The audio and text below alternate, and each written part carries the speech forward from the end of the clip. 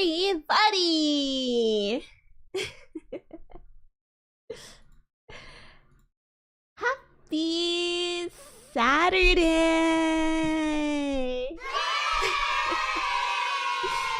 What's my BGM? Is it on? Is it on? BGM. Background music. I'm doing well, maybe it's because I'm in studio mode. Let's turn that off. Is it here? Is it here? Not here. Not here. Let me add one. Good morning, everybody. I hope that you're doing well today. How are you guys? Sorry for the wait. Okay, first I woke up like a little bit late. Okay, no, I woke up on time. I just didn't get out of bed until late. You know, you're just like in bed and you're kind of trying to blink away your sleepiness, and next thing you know, it's like the 15 minutes before you gotta get out of bed, and you're just like, no, I still gotta make my coffee, I still gotta brush my teeth, I still gotta like wash my face. Let's do this one. I don't know how it sounds, but we're just gonna take it. Actually,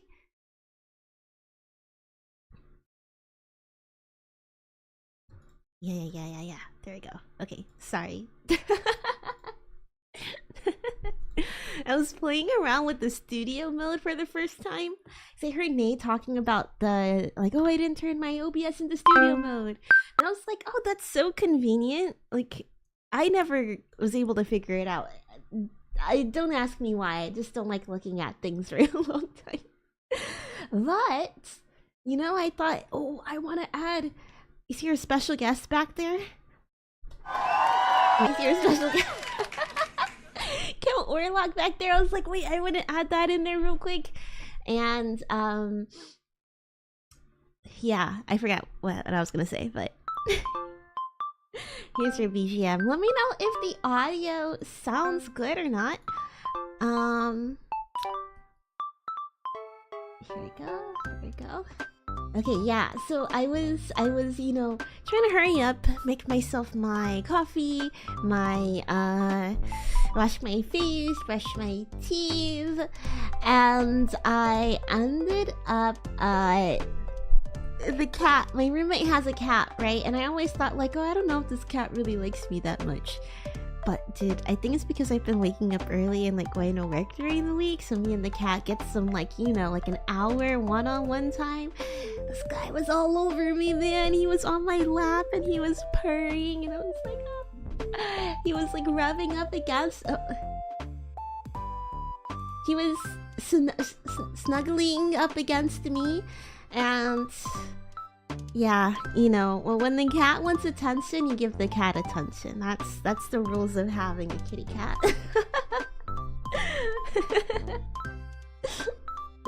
Good morning, guys. Good morning. I'm gonna go ahead and take a sip of my coffee. Thankfully, I had everything else set up before I got distracted with the kitty. If you'd like to mark yourself present for today's stream, let me see some vampires in the chat, or like bats, or even like blood. What do you associate with vampires? Let me see that in the chat, if you don't mind. How's your guys' week been so far? My week has been very, very vampiric. VVV. If you couldn't tell by the thumbnail, Orlok in the background, the title of the video, yesterday's community event, or even the poll that we have right now, we are talking Nosferatu. Ooh. Both the 2024 and the 1922 version. Yes. I was very surprised to see that. I don't know. I didn't think Nosferatu was like a silent movie, like 1922. It seems like such a weird thing to reference in SpongeBob.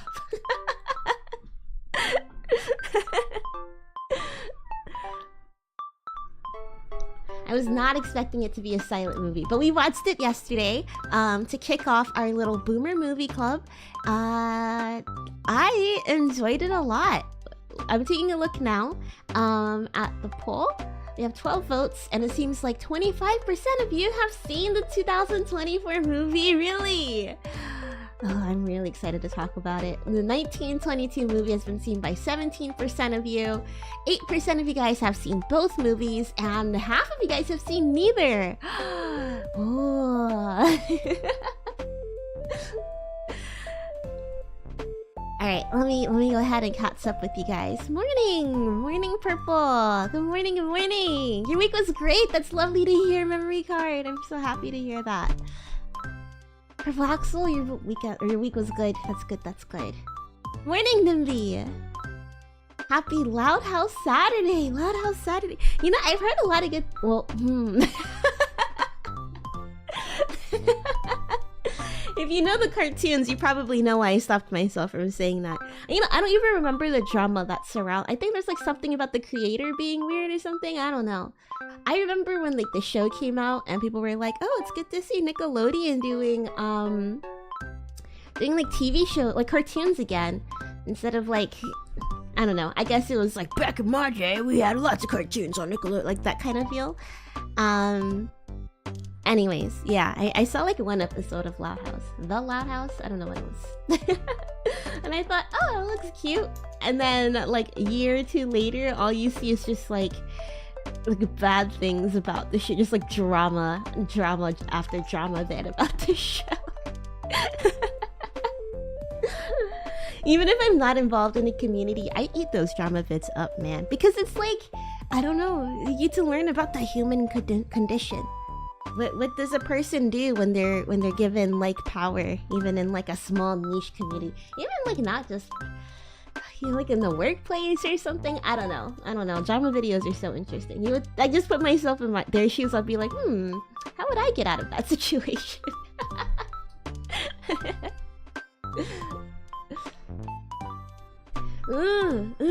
Good morning, everybody. It's so lovely to see you guys here. Especially because, you know, we haven't been seeing too much of each other the last few weeks. Been super busy with not just the Demon HQ here. Oh. Okay. Let me get this back out here. You guys have something. It's not just empty space. Sorry, Orlok. You're gonna have to stay behind for. Maybe I can move him behind me. Move him behind me. I'll put him over here. Oh, that's cute. Yeah, let's keep him here. What was I saying? Yeah. You know, we've had a lot of events coming up that I'll probably talk about at the end of the stream. We had the Venus anniversary that I was working really hard on. I hope you guys enjoyed that. Yeah, February is a big month. Lots of stuff coming up this one, so I hope you look forward to it. Stay tuned to hear about what's coming up next. But for now, let's go ahead and talk vampires. I'll leave the poll up a little bit longer. So guys, if we have any more people straggling in, they can come and vote. Oh yeah. Yeah, it seems like a lot of you guys have seen none of the movies. Okay, let's... You know, I have never been into horror movies like that, personally. I don't know. The only times I would really watch like a horror movie is when, for some reason, my mom likes to watch them before she takes a nap. So it'll be like, I don't know, 3, 4 o'clock in the afternoon, and she'll be like, oh, let's watch a movie. And then she ends up falling asleep before we like end up finishing the movie. She likes stuff that's like Final Destination or Final Destination. I guess it's really just... I don't know if she enjoys any, but she loves Final Destination for some reason. I don't know what appeals. Maybe because it's like campy, I don't know. But she likes that kind of movie. But when it comes to stuff about like demons or spirits or ghosts, like that I think scares her to her core. One time we watched The Witch, which is, I think, Robert Eggers' like first big movie, right? I don't know. I don't even know why we watched it. Was it on? I don't even think it was on TV. I think we just picked it out on like Netflix or something, which is weird. It's not something that we would usually reach for.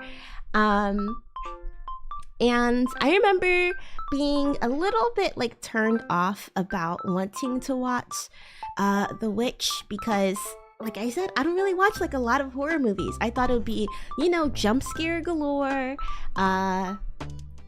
That's really all that I know so little about horror movies that I just outright don't know what to expect. I just assume it's just gonna be like jump scares and like I'm just not gonna have a good time because of the jump scares.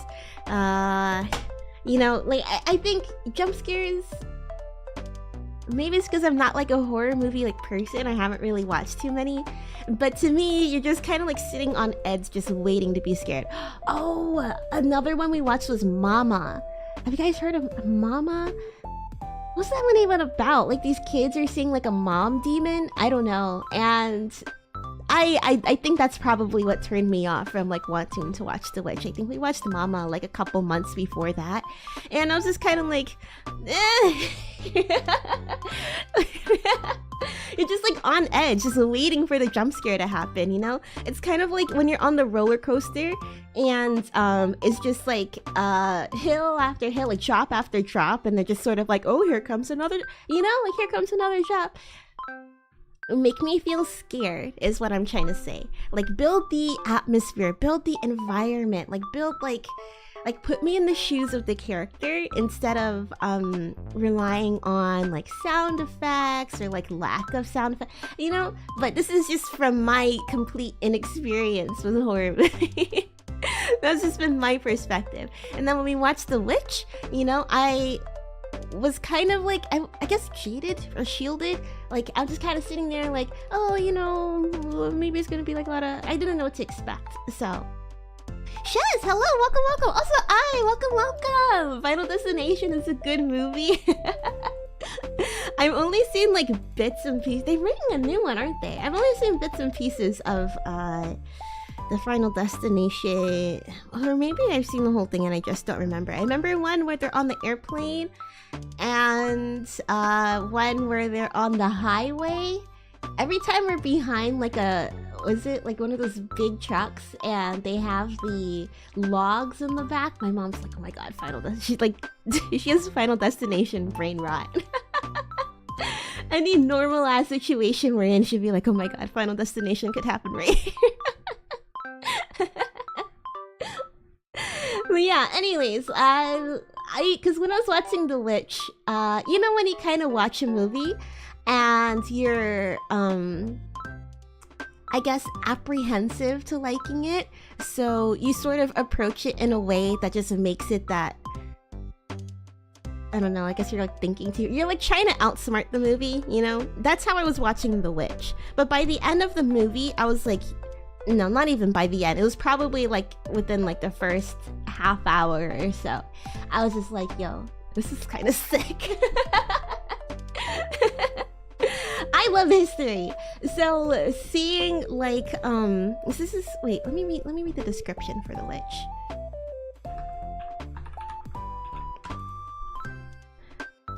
So it takes place in 1630s New England, where panic and despair envelops a farmer, his wife, and their children when their youngest son Samuel suddenly vanishes.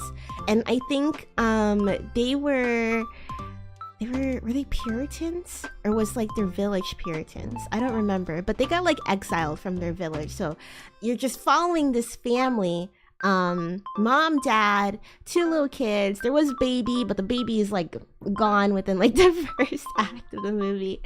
And you have like another son. Yeah. Apatse, welcome. Happy Saturday. Hope you're having a lovely week so far and a lovely weekend. But yeah, they are all like Thomason, you're fucking, like, you're lying and all that. And I think the mom is jealous of Thomason because like the dad is looking at her, or maybe she's just like jealous of Thomason's youth and beauty, and the whole family just becomes like really paranoid and stuff. But the twin siblings, they suspect Thomason, their older sister, of witchcraft, but I think they ended up they ended up, because they had like a goat called Black Phillip, who like everybody is like kind of weirded out about, or maybe just Thomason's weirded out about, but like the twins were really close to the goat. I think anytime you have twins in a movie, you gotta be a little sussed out about them, right? Twins in a horror movie is not a good sign. But either way, you know, they took like these tropes of like making a deal with the devil and like demonic spirits and like the scary twins, and I don't know, like it just surpassed whatever my expectations were of it. And what I really loved about the movie was just how immediately immersed I was into like colonial New England, you know? I thought it was pretty sick. So I didn't end up watching The Lighthouse. I heard that The Lighthouse was awesome. Just never got around to watching it. I heard that The Northman, I wanted to watch it. I didn't even realize that it was a Robert Eggers movie. I was just like, oh, sick, Vikings. I think this came out around the time that I was watching, what's that one show? It's on Netflix, and it's like if not like the American Office, maybe more akin to like the British Office or something. Not that I've seen the British Office too much, but like from the clips that I've seen, what's it called? It's like a historical comedy about Vikings, and I talked about it on stream before. Comedy, history, Vikings. But I was watching, oh, Norsemen. That's why I couldn't think of it. Norsemen and Northmen. Well, either way, I was just like fresh off the heels of watching and like finishing Norsemen. If you haven't seen it, yeah. It's really, it's great. It's so funny. I don't know. I just really like history, like being like whisked away into the historical setting. Well, Anya Taylor-Joy is in The Northman too. Either way, I did not know this was Robert Eggers, but I was like, oh, that looks cool. I never got a chance to see that. But then Nosferatu came out. Nosferatu. And, you know, I feel like it was kind of impossible to not hear about it last year. The trailer came... Well, okay. When the trailer dropped, I remember thinking... Nosferatu? Like the guy who messes with the light switch? I think that's probably a lot of people around my age. That's probably like all that we know about Nosferatu. I don't even think I knew that he was supposed to be a vampire. I had no idea. And it's like even with Dracula and stuff, I don't know Dracula's story. The only thing I knew about Dracula, he's a vampire. Dracula don't suck. He scrape and lick. That's all that I know. That's all that I knew. So like both things completely like I was going in completely like new with fresh eyes, completely blind to these movies. Nosferatu 2024's trailer dropped and I was like, oh, the guy with the lights. I don't even think, did I even watch the trailer? I don't even know. I don't even know if I watched the trailer when it came out. Maybe I did, and I was like, oh, this looks like fun. I remember thinking a Christmas release seemed really interesting too. Like, do horror movies usually come out during Christmas? But Nosferatu takes place during Christmas season. So I think that's probably why that they did that. I'm trying to think what else. Yeah, I don't know if I even had plans. I don't know, maybe I did have plans to watch it. But the more that I saw it on social media, the more I was like, okay, you know what? Everybody's talking about this movie. Everybody says it's really fun. I'll probably go see it. I want to see who Nosferatu is. I want to see what it's all about. Thank you, SpongeBob. And, yeah, I think I just... Oh, I saw a tweet. This was what cemented me to, like, get my tickets. I saw a tweet of Nicholas Hoult, the guy who plays Thomas Hutters, which was the husband in the movie. He was posing next to Nosferatu's prosthetic dong. I saw that, and I was like... What the fuck is this movie about? I don't think that I clocked that it was supposed to be like some sort of like sensually driven romance.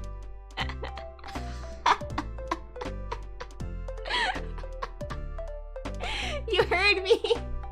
You heard me. Wait. I think it was like a hit tweet when I because I replied to it because I was so perplexed. Let me see if I can grab the tweet. I can't show the dong, but I can show you how much. Let's see the last 3 months. I think I got like a lot of likes on that one. All replies. What is this? Wait. Okay, I have no idea where to find it. Audience overview, content, replies. Oh no, it's not my replies. Is it my posts? Okay, whatever. Anyways, it was like, you know, discussing film or something. They like posted a picture of Nicholas Hoult and Nosferatu's dog. His sickly stretched. It was just like, it was like a worm, like a sausage, just hanging off on like what? It's like spread out on the. Oh my god, look up Nosferatu's dong, you might find it. And I was like, this is how I find out that we get vampire dong in this movie, and it just kept blowing up my phone, so I turned off the notifications for it. And yeah, when I was looking at my analytics later, I was just like, yo, it's got like over 1,000. I guess a lot of people were not expecting vampire dong in this movie. So at that point I was just like, I gotta see what this is about. I like to go into things with like as little spoilers as possible, especially since I'm so unfamiliar with what's going on with Nosferatu. So yeah, I just picked the weekend that worked for me, which was last weekend, got my tickets, and went to the movies. Let me go ahead and I took notes before and after. So yeah, if you want to hear more about vampire dongs, don't forget to hit the like button if you haven't subscribed to the channel yet. If I've made you exhale through your nose due to my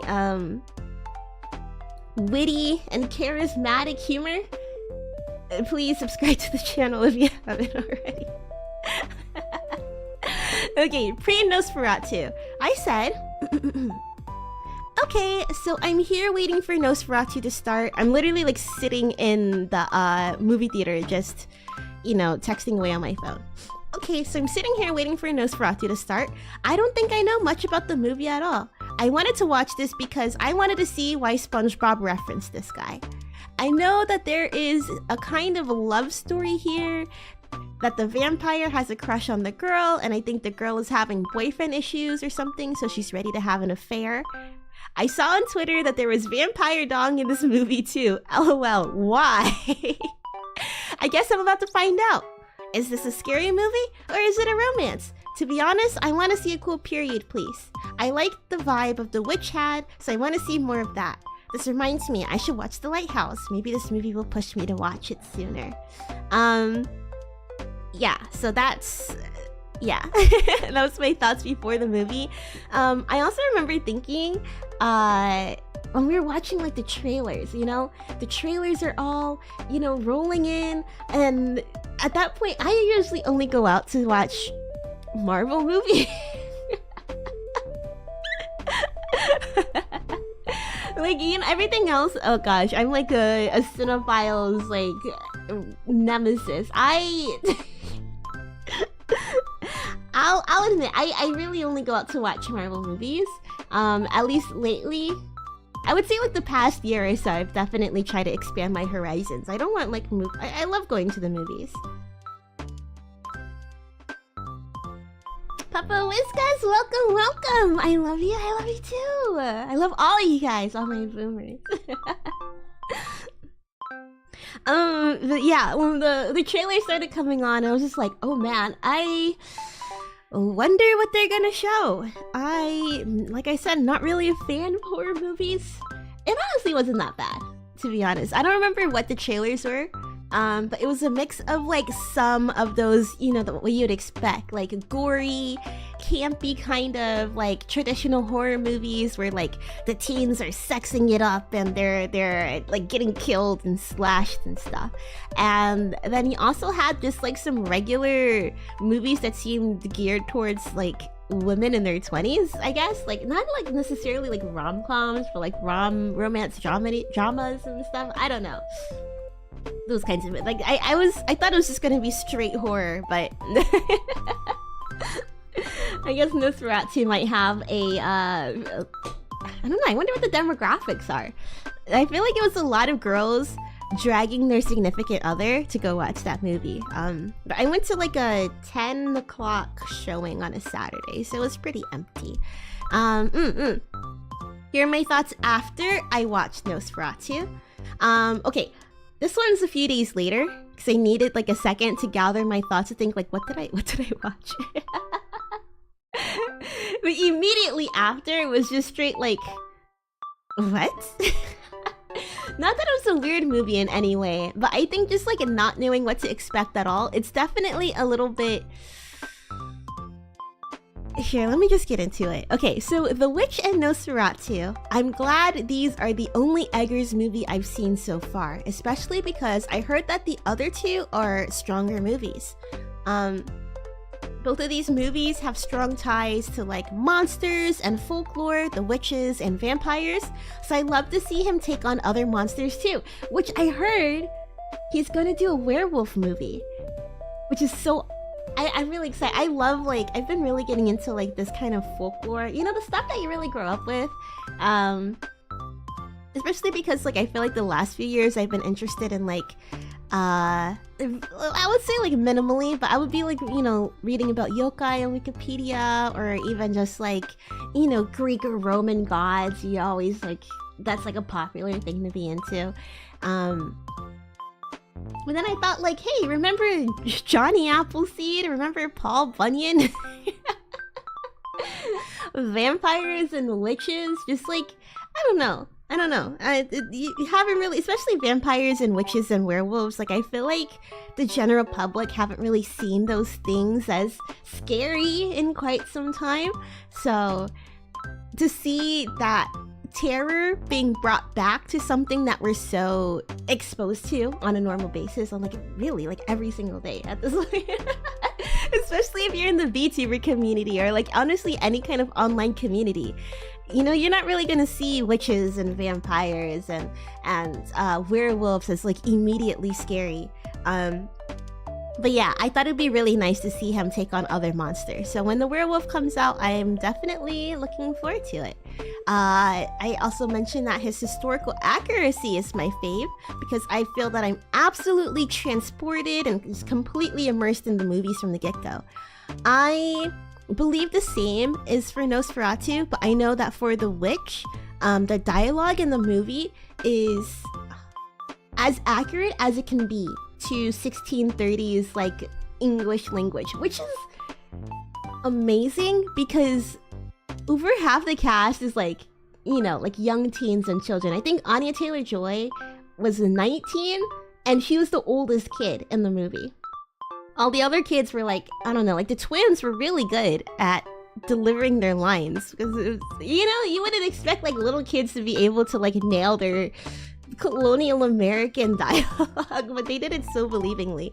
I assume the same is for Nosferatu, which takes place about 200 years after The Witch, so in the 1830s, in Germany. Germany. But of course, they're not speaking with like German accents or anything. Really, they're all like British, and the only one who has an accent is Mr. Orlok himself. But yeah, I said that Nosferatu, at least to me, didn't seem like a horror movie at all. It felt more like a nightmarish fantasy.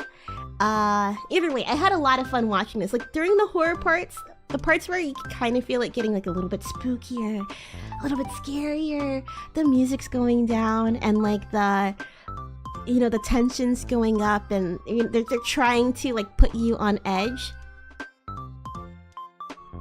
During those parts, I found myself smiling like crazy because I don't know, it's just like it's like a good way of putting you on the edge of your seat versus Mama, where they're just like, I don't know, like every scene, oh, what's going on in that dark corner? And then, you know, you either get jump scared or you get like a fake out, you know?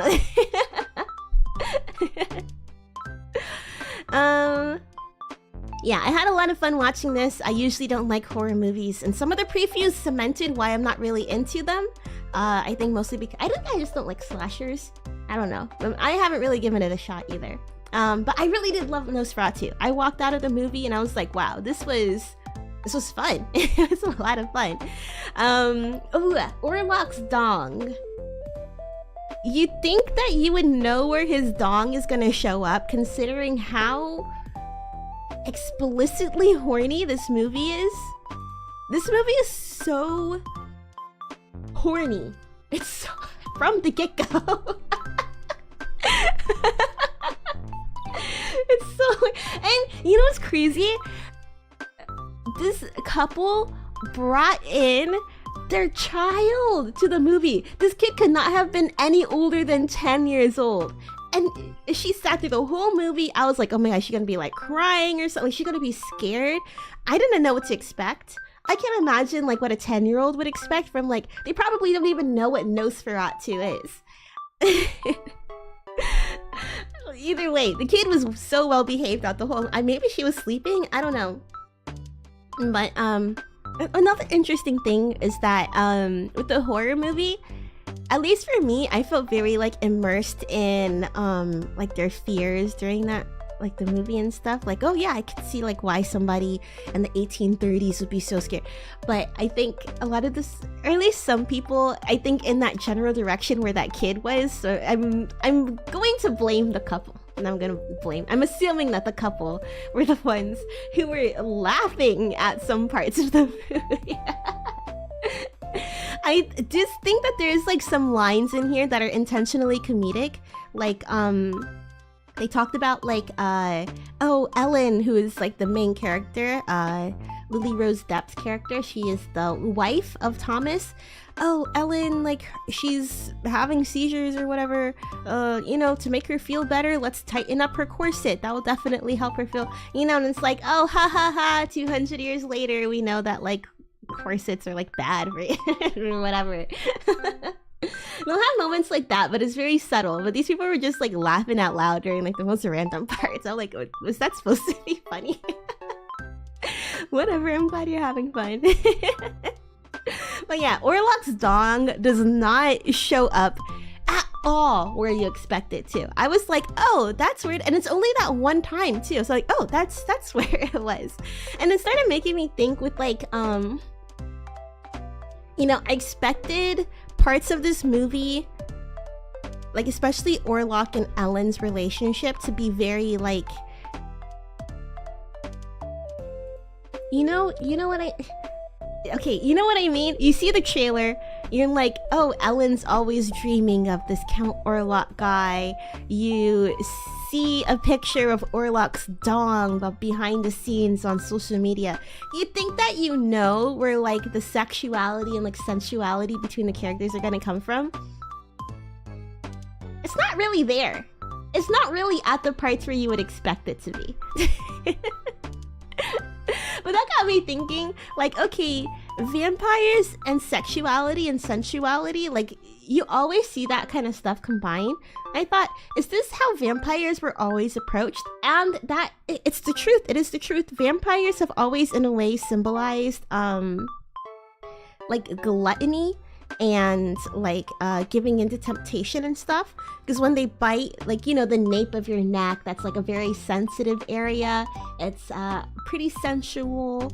Wait, let me see. Let me pull up vampires on Wikipedia. Vampires and sexuality. Vampires have always been associated, okay, here it is. Vampires have been associated with sexuality since the 18th century.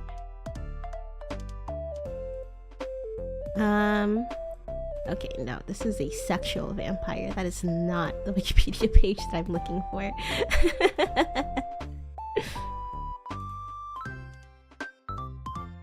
Okay, there's too many sources, but you know, at least, yeah, they've always been kind of associated with sensuality because of like exchanging of bodily fluids, like just really how close they have to be to like suck your blood and stuff, and then the gluttony of like, I guess, sucking the life out of somebody. You know, it wasn't just Twilight that made vampires sexy. Vampires have always been associated with like, I think it's like they're supposed to be really charismatic too, and that's sort of where the temptation from like the humans come from. Either way, maybe that's something I want to look into more. But yeah, there is some history with vampires and sexuality. So when I learned that, I was really curious to see how Nosferatu 1922 would tackle that. If you were there at yesterday's movie nights, you would know they didn't really talk about that at all. Either way, I left the movie Nosferatu thinking like I'm very excited to see the other Robert Eggers movie. I now consider myself, I don't know if they call themselves an egghead, but I will call myself an egghead. And I saw a comment on Reddit too that said that they would like to see his take on A Christmas Carol. I agree. I would say, yeah, the vibe of Nosferatu 2024 takes place during Christmas season in the 1830s in Europe. It feels, I don't know, it doesn't, oddly enough, it doesn't feel like a far cry away from A Christmas Carol, especially like the one with, was it Jim Carrey? You know, the one with the CGI and stuff? I feel like the atmosphere for both of them are very similar. Like, it's like kind of scary, but like it's not really scary, you know? Either way, I left my final thought about this movie was Robert Eggers, please do more folklore. I had so much fun doing this. I would love to see some more, I don't know. I just really think that, it'd be fun to dive more into like American and like European folklore, like the folklore that I grew up with, you know? Like another thing that I thought, and I didn't write this down, but Nosferatu kind of reminds me, at least this one reminds me of Beauty and the Beast. I think even though Ellen, she never went to his castle, now that I think about it, but she's like the beauty and he's the, I don't know, there's like something, I don't know how to put it together, but there's like something like vaguely Beauty and the Beast like for me in Nosferatu 2024. Before I talk more about the movie, let's go ahead and compare it to 1922. I have a crazy long list for this one because I was actually able to like write down my thoughts during the movie. So it might take me a second to parse through this. Wait, actually, Nosferatu characters. I wonder if they have like a family photo of all the characters in 2024's Nosferatu. Probably not.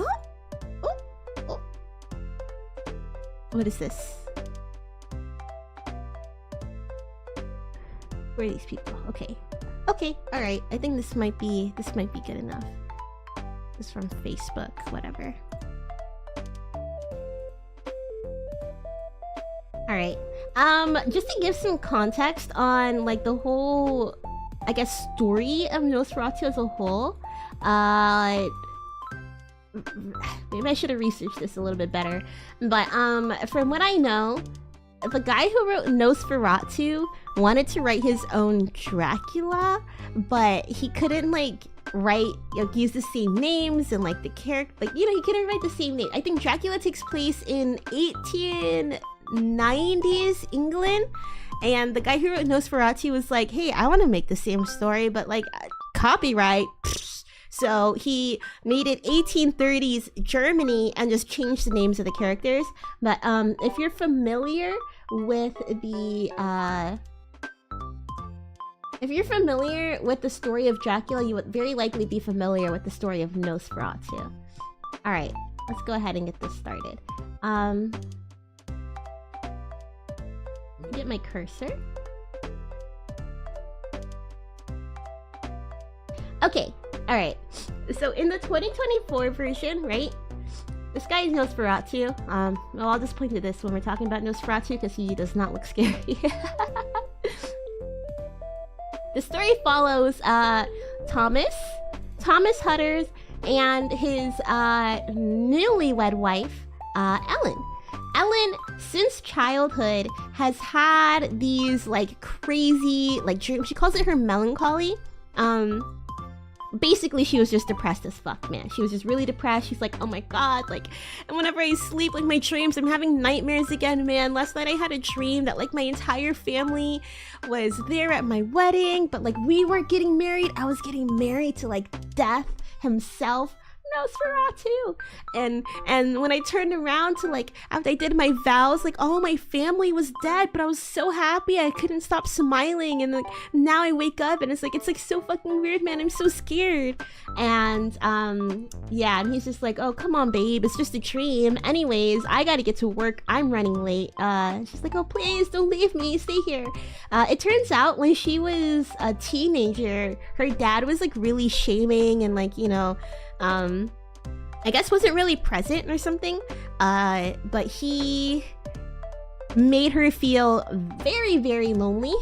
So Ellen, she went over to the balcony and yelled into the void. Well, I guess she more like prayed into the void. She's like, oh, I need a friend, please. I'm so lonely and it sucks so bad.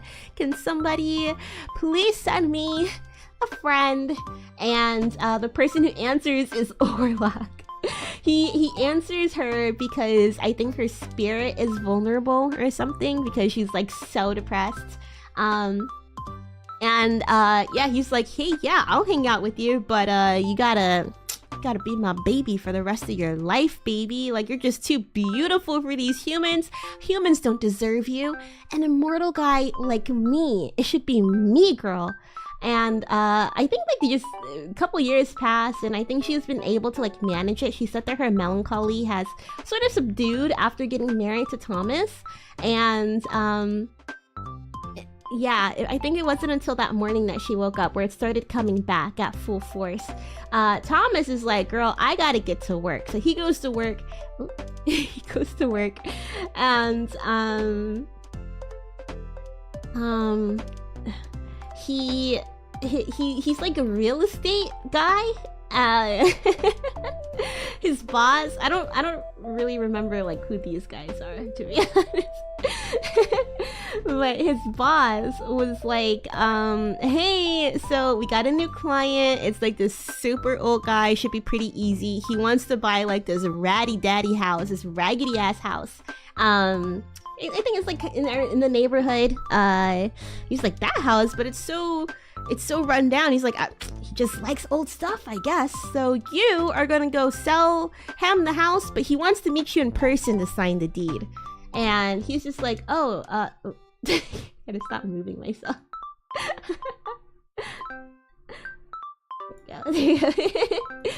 And he's like, oh, okay, yeah, I'll go there in person. And he has to make like a couple days trek down from Germany to Transylvania. He takes a stop at the inn, and when if you were there for yesterday's movie night, all of this might sound familiar. It's basically 1922 and 2024 is basically the same movie, but I would say 1922 feels like the SparkNotes version, because they can't really do or like add as much to it as like, you know, they could with modern technology and modern social values.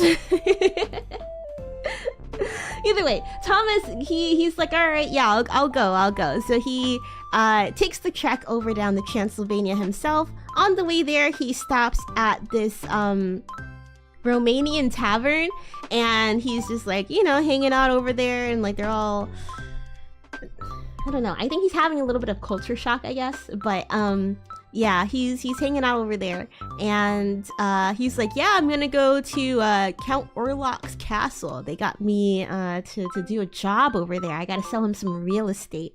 Everybody's like, Oh no, no, no, no. Count Orlok, bro, that guy's cursed. He's cursed. You don't want to go down there. Your soul is gonna be like shrouded in darkness if you go over there. Like that guy is he's not good news. He's like, well, you know, I got a job, and I think he's like not that rich either. Before he leaves, to introduce you to his friends. So I think Thomas has a little bit of financial issues. He wants to get paid a little bit more. That's why he takes on this job. I think he's a little bit insecure about not being as wealthy as his friends. His friend being, I don't even know what this guy's name was in the movie, but either way, Aaron Taylor Johnson, his character, I had no idea that he was in this movie. I loved Quicksilver in Age of Ultron, and I was so sad when he died. So anytime I see Aaron Taylor Johnson just show up in a movie, I'm just like, oh, what a pleasant surprise. I feel like Quicksilver was killed off way too soon, but then again, I don't know, at least he was able to pursue other acting opportunities, I guess. So you have Aaron and his wife, I believe her name was Anne, and they have 2 young daughters, and the young daughters, it was like, Papa, Papa! Either way, before Thomas leaves to go to Transylvania, he drops Ellen off to stay with his friends. I think Ellen and Anne are really close friends when they were growing up or something. I think they're just best friends. I don't know. They're both pretty close. But he's like, hey, you know, just look after my wife while I'm gone. I shouldn't be gone for too long. Don't worry, Ellen. I'm going to be writing you every single day. Don't miss me too much, babe. I know that we just got married, but, you know, I got to get this job so you can put some money in the bank. And Dr. Jojo, welcome, welcome. I hope you're having a lovely Saturday so far. Yeah, we're talking Nosferatu. I don't know why I'm giving you guys like the full breakdown, but this is gonna be relevant in a second, okay? So yeah, he heads off to go to the castle. He stays at the village. The Romanians are like, dude, don't go to Orlok's castle. And while he's gone, Ellen, her melancholy is getting so much worse by the minute. She's starting to have like seizures in her sleep, and her seizures aren't even like, they're not what you expect. Like she's moaning, like she's getting boned. She's basically getting boned by a ghost. That's what I mean when this movie's being horny. Like anytime she's having a seizure, it's a little bit more than that. A little bit more than that. So both of them are just like, oh my god, the poor, well, she's like, oh my god, this poor thing. This guy is just like, dude, I did not sign up for this. I think he kind of wants her to leave as soon as possible because she's getting worse and worse every single night, and it only happens at nighttime while Thomas is gone. Either way, Thomas shows up at the castle, and in the 2024 version, crazy, it's probably one of my favorite scenes is when Thomas goes to Orlok's castle. He is in this trance. So like how the camera is, like the background is still, I guess, but you can see like Thomas just like ever so like moving as he gets into the carriage which nobody is driving. In the 1922 version, this is where you first see Orlok. Orlok is the guy who picks him up off the road. He's got his little like like a blanket covering him, and he's the guy that comes up and picks up Thomas and he's like, hey, this is my house, man. But in the 2024 version, it's just driven by nobody. It's just these massive horses that are approaching him in this like foggy darkened forest, and Thomas, like, the way that they shot it is so disorienting because, like I said, and you don't really see like too much shots outside of this one that look like this. The whole background is still, but it's like a little bit woozy. I don't know how to describe it. I don't have like the technical logic to describe it. But either way, Thomas is sort of in the trance as he gets into the carriage. Yeah, I don't know. I just put down bravo, Eggers. Bravo. Either way, he goes in and then he meets Orlok for the first time, and that whole scene fantastic, so good. Because I mean, they held off on what Orlok looks like throughout the whole movie. I put it in the thumbnail. You can kinda see him, but you know how Dracula is based off of Vlad the Impaler? Just imagine. Jesus. Just imagine Vlad the Impaler as like a 300-year-old. Like, he should have died like 200 years ago. Here, let me pull this up. This is an image from like one of my favorite YouTube channels. I did not know they had a website. Royalty Now Studios, they do like these really great like biographies of historical figures, and then they use the I guess like accounts that we have, photos that we have and stuff, well not photos, but I guess paintings, to recreate them in modern day. So here we go, Vlad the Impaler. And so imagine Nosferatu 2024 looks like this guy. This guy's a reanimated corpse. Gonzo, welcome! I hope you're having a lovely day so far.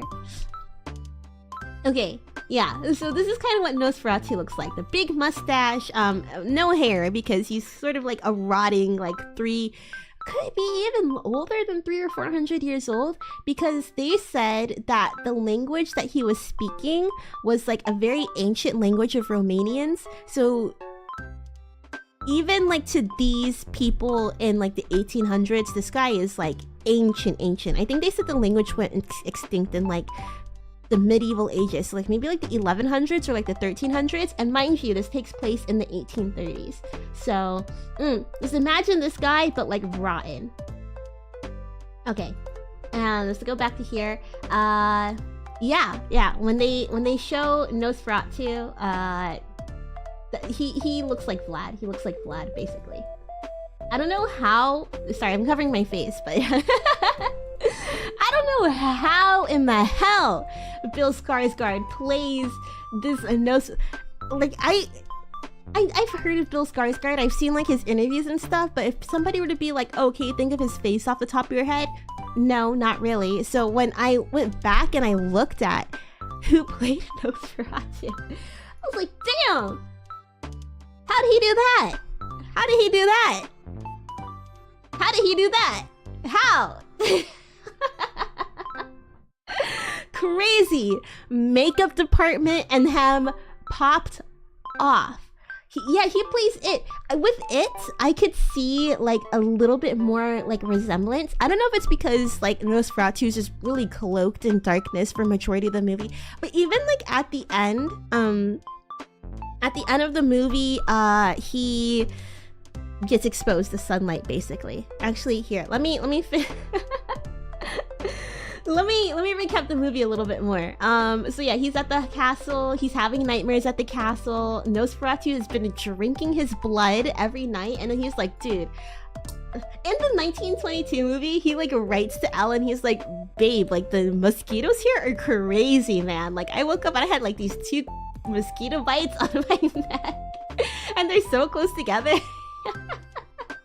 I don't know if he mentioned, I don't think he did mention that in the 2024 version, but maybe I just wasn't paying attention. But yeah, he gets bit every night, his nightmares get worse. I think in 2024 version, they kind of contribute that to just being in Count Orlok's like general like intimidating presence, like his just demonic energy, like his aura is just off the charts, so anybody who's around him for too long just goes crazy. Oh yeah, they also have he has like a crazy follower guy too, who was butt naked the first time the first time that we saw him. One interesting thing that I thought was that the butt naked crazy guy, he gets clothes later on in the movie, but in the 2024 version, he escapes Here, I'm getting ahead of myself. So, Thomas, he's like, yeah, you know, just go ahead and, here's the deed, go ahead and sign it. You know, Orlok's having him over for dinner. He, cuts his finger as he's, you know, making himself some bread. And then that's when Orlok goes like, blood, right? And, that happens in both movies. And, yeah, so I think that kind of sets Orlok off. He starts sucking this guy's blood. In the 1922 version, Thomas, he's like showing Orlok his stuff. I don't know, but Orlok sees a locket with Ellen's face in there, and he's like, damn man, your bitch is fine, her neck looks so delicious. In the 2024 version, like I said, they made a pact, like they knew each other for quite some time. She's sort of like the reason why he's infatuated with her, whereas in the 1922 version, I feel like Thomas is more of the protagonist here, and Nosferatu's interest in Ellen feels more like a wrongdoing, I guess, against Thomas, right? It's I don't know how to explain it. But Ellen's character definitely becomes more of like the vehicle of I guess like all the plot points unfolding in the 2024 version, whereas she feels more like a consequence of Thomas's actions, I guess, going over to Count Orlok's castle in the 1922 version, if that makes sense. Either way, he signs the deal, and like his paper is just like it's old symbols and stuff. He's like, that's weird. But yeah, he signs the deed. And Orlok won't let him leave, so he has to escape. He's starting to feel like a little bit weird. He's like, this guy won't let me leave. Like every time I'm here, like every night the nightmares get worse, and like I keep having these mosquitoes biting me. And I think he starts to think like, is this guy a vampire? In the 22 version, he's reading a book about vampires, and I think that's what prompts him to check. But in the 2024 version, I don't really remember what prompted him to check, but he goes down to like the coffins and stuff, and he's like, oh, is he in there? And then you get a jump scare kind of in the 1922 version. You just see Orlok just like standing there in the darkness with his goofy little face, like the one right behind me. And in the 2024 version, you know, he rises butt naked.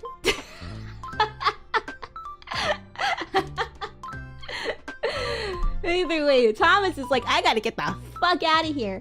So he leaves. Ellen is just by the day getting worse. I think 2024 version, Aaron Taylor Johnson's character, he's like, dude, like this is, I got a family here and I can't have like this weird demonic lady around. I'm gonna go visit, like my friend has a professor, I'm gonna go visit the professor. I think the professor in 1922, he still got his job, but in 2024, no job. They're just like, dude, you are into the occult, and that is just like, that's not what we're doing anymore. It's the 1830s, come on. Like, we're smarter.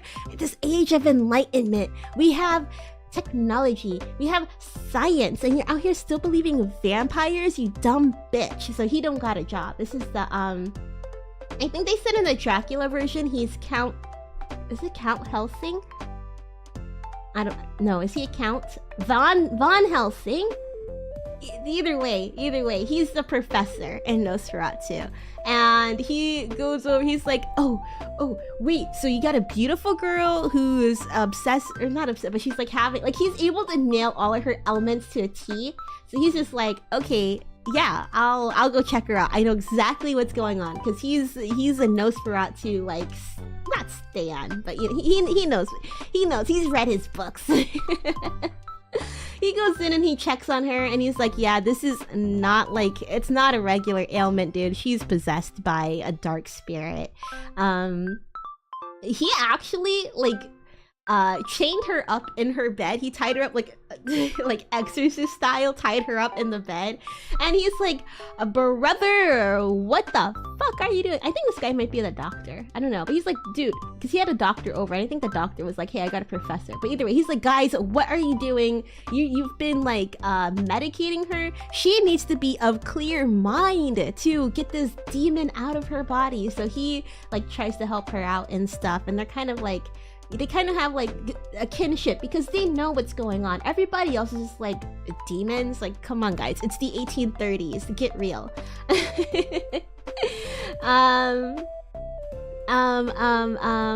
But yeah, he's like, I gotta get home, so he starts heading home. He gets I think he falls into a river, and then his body gets washed up by like a nunnery or something, or like a monastery. But he gets taken in for a couple days by the nuns, and they're just like, oh my god, dude, he's so sick, and like he's like not doing well. He has a fever, and it's like he's taken over by evil spirit. We gotta purify him. He wakes up, he's like, oh, my wife, I gotta go to my wife. So he even if he's not feeling better, he leaves. He's just like, I gotta get back to her, man. Orlok is coming after her, and I know this for a fact. So he skedaddles out of the monastery, sick as a dog, trying to get back to his wife Ellen, and I think, gosh, what happens after that? He gets back to the town. Orlok, he's like, I'm ready to move into my new house, and I'm gonna go fuck my neighbor's wife, Ellen. He takes a boat, and I know a lot of people were saying like, why is he taking a boat if he's going from Transylvania to Germany? Like, isn't there like a land pass over there? But I guess the journey is less treacherous by boat, like by going around. So he's on the boat for a while. I think he's like in his coffin or something, but with him, he's bringing hella rats that are carrying the bubonic plague. So once they get into the port, well, first of all, people are dying of the plague on the boat, and then everybody, like, when they get to the port, they're just like, oh my god, like, there's only 2 guys left, like, out of this crew of, like, how many people? What the fuck? And they're like, no, he brought there's the plague's coming in. So during the climax of the movie, not only are you worrying about Orlok getting to Ellen, you're also, like, the whole town is in disarray because the plague is getting people left and right. Orlok's shadow is overtaking their little German town, and Anne, the wife of this guy with the 2 daughters, she's just like, I think she's like feeling bad vibes. I think her and Orlok, do they meet? Or maybe she's just like somewhere around his presence or something.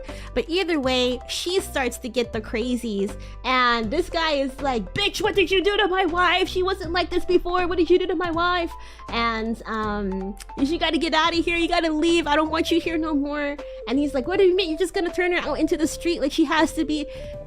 Yeah, he's upset, and I mean, rightfully so. He has a family to protect. His wife's going crazy. She eventually succumbs to her illness. Oh, wait. Before that, she actually knows... How did Nosferatu even get to their house? I don't know. I'm blanking on some details, but Nosferatu was in their house, and she's just like... Because the entire movie, the kids are like, there's a monster under our bed, Papa. Like, you guys gotta do something about this. They're like, Papa, we don't want to go to sleep. There's a monster in our room.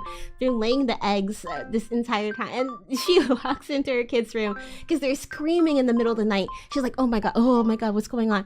And she sees Orlok just crushing them like a juice box, man.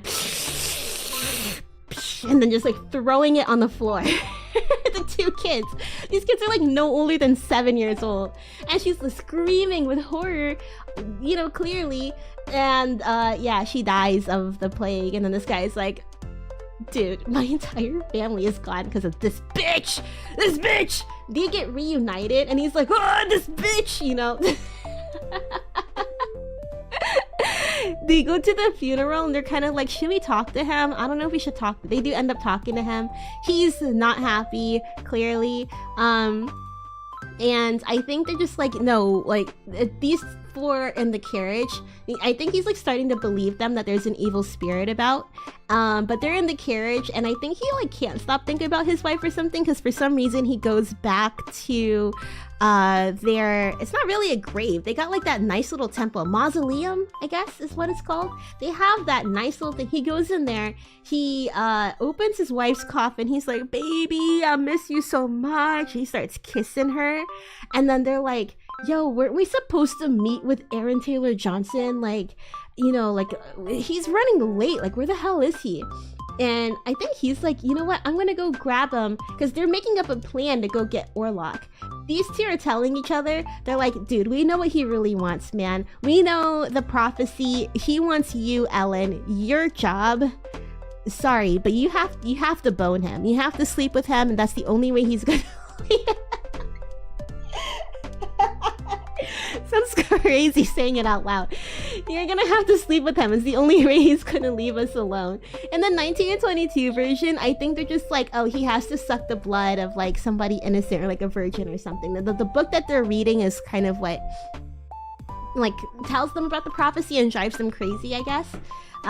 But yeah, Ellen has to do the do with Nosferatu. And I think Thomas is like, you know, I gotta go find my friend. Like, he's not doing, like, you know, his whole family just died in like 2 days, so let me go check on him. He goes to the mausoleum. Aaron Taylor Johnson has to come to the plague with his pants off on top of his wife's corpse.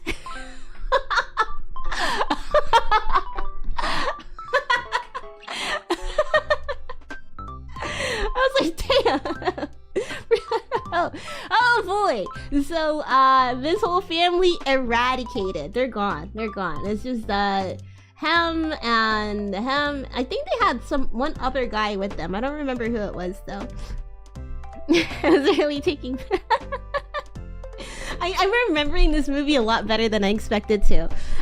So they're just like, yeah, you know, he's like, okay, because he set up a trap, I guess. So he told they know the real plan, but they're getting this, or their plan was to like get distracted. They're supposed to go to the coffin of Nosferatu and I think impale him with a stake over there, and then they're just like, no, but you know he's really gonna come for you in your bedroom. So while they're distracted, you are gonna go fuck Nosferatu, okay?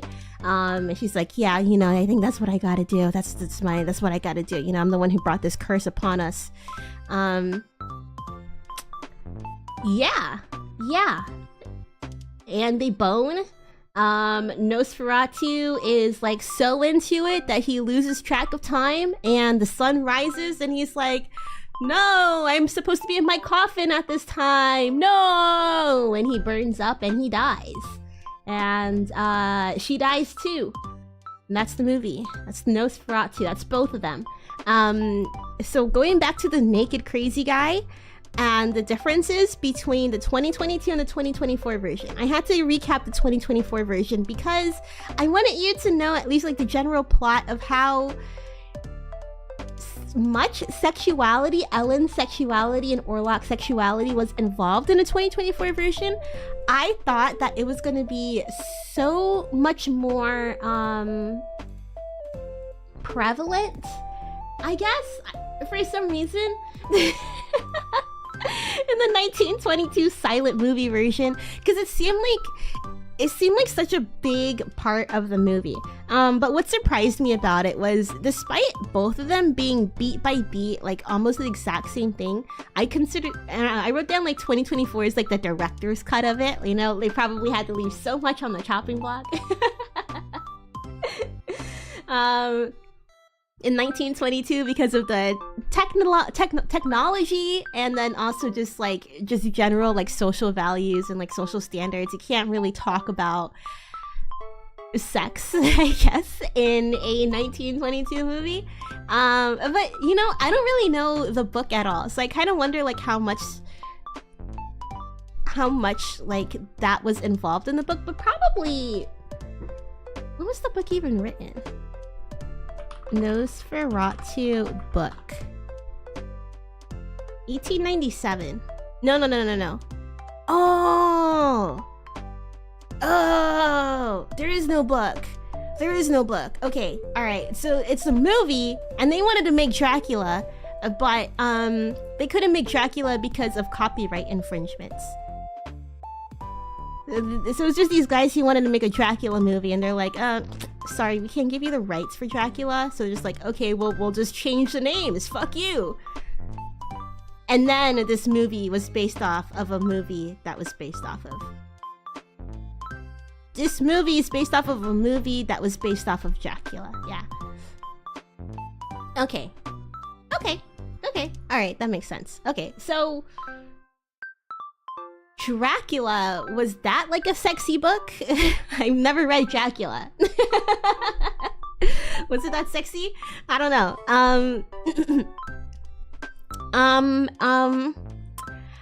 So outside of like the sex, the violence was like another thing that I noticed there is a complete lack of in the 1922 version.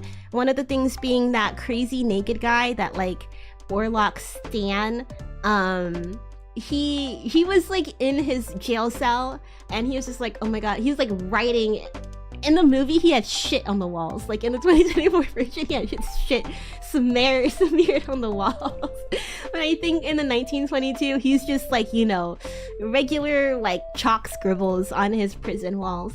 In the 2024 version, when Orlok has reached like the port, this man, he has actually, in the 2024 version, this man was like eating rats and like biting the heads off of pigeons. Like he was, I thought he was a vampire, but I think he just like wants to be a vampire so bad. It's like that you know, like the Yahoo Ask, that girl who was like, I want to turn my boyfriend into a vampire, so I've been putting my period blood inside his food for like the last few days, right? He's like that kind of crazy.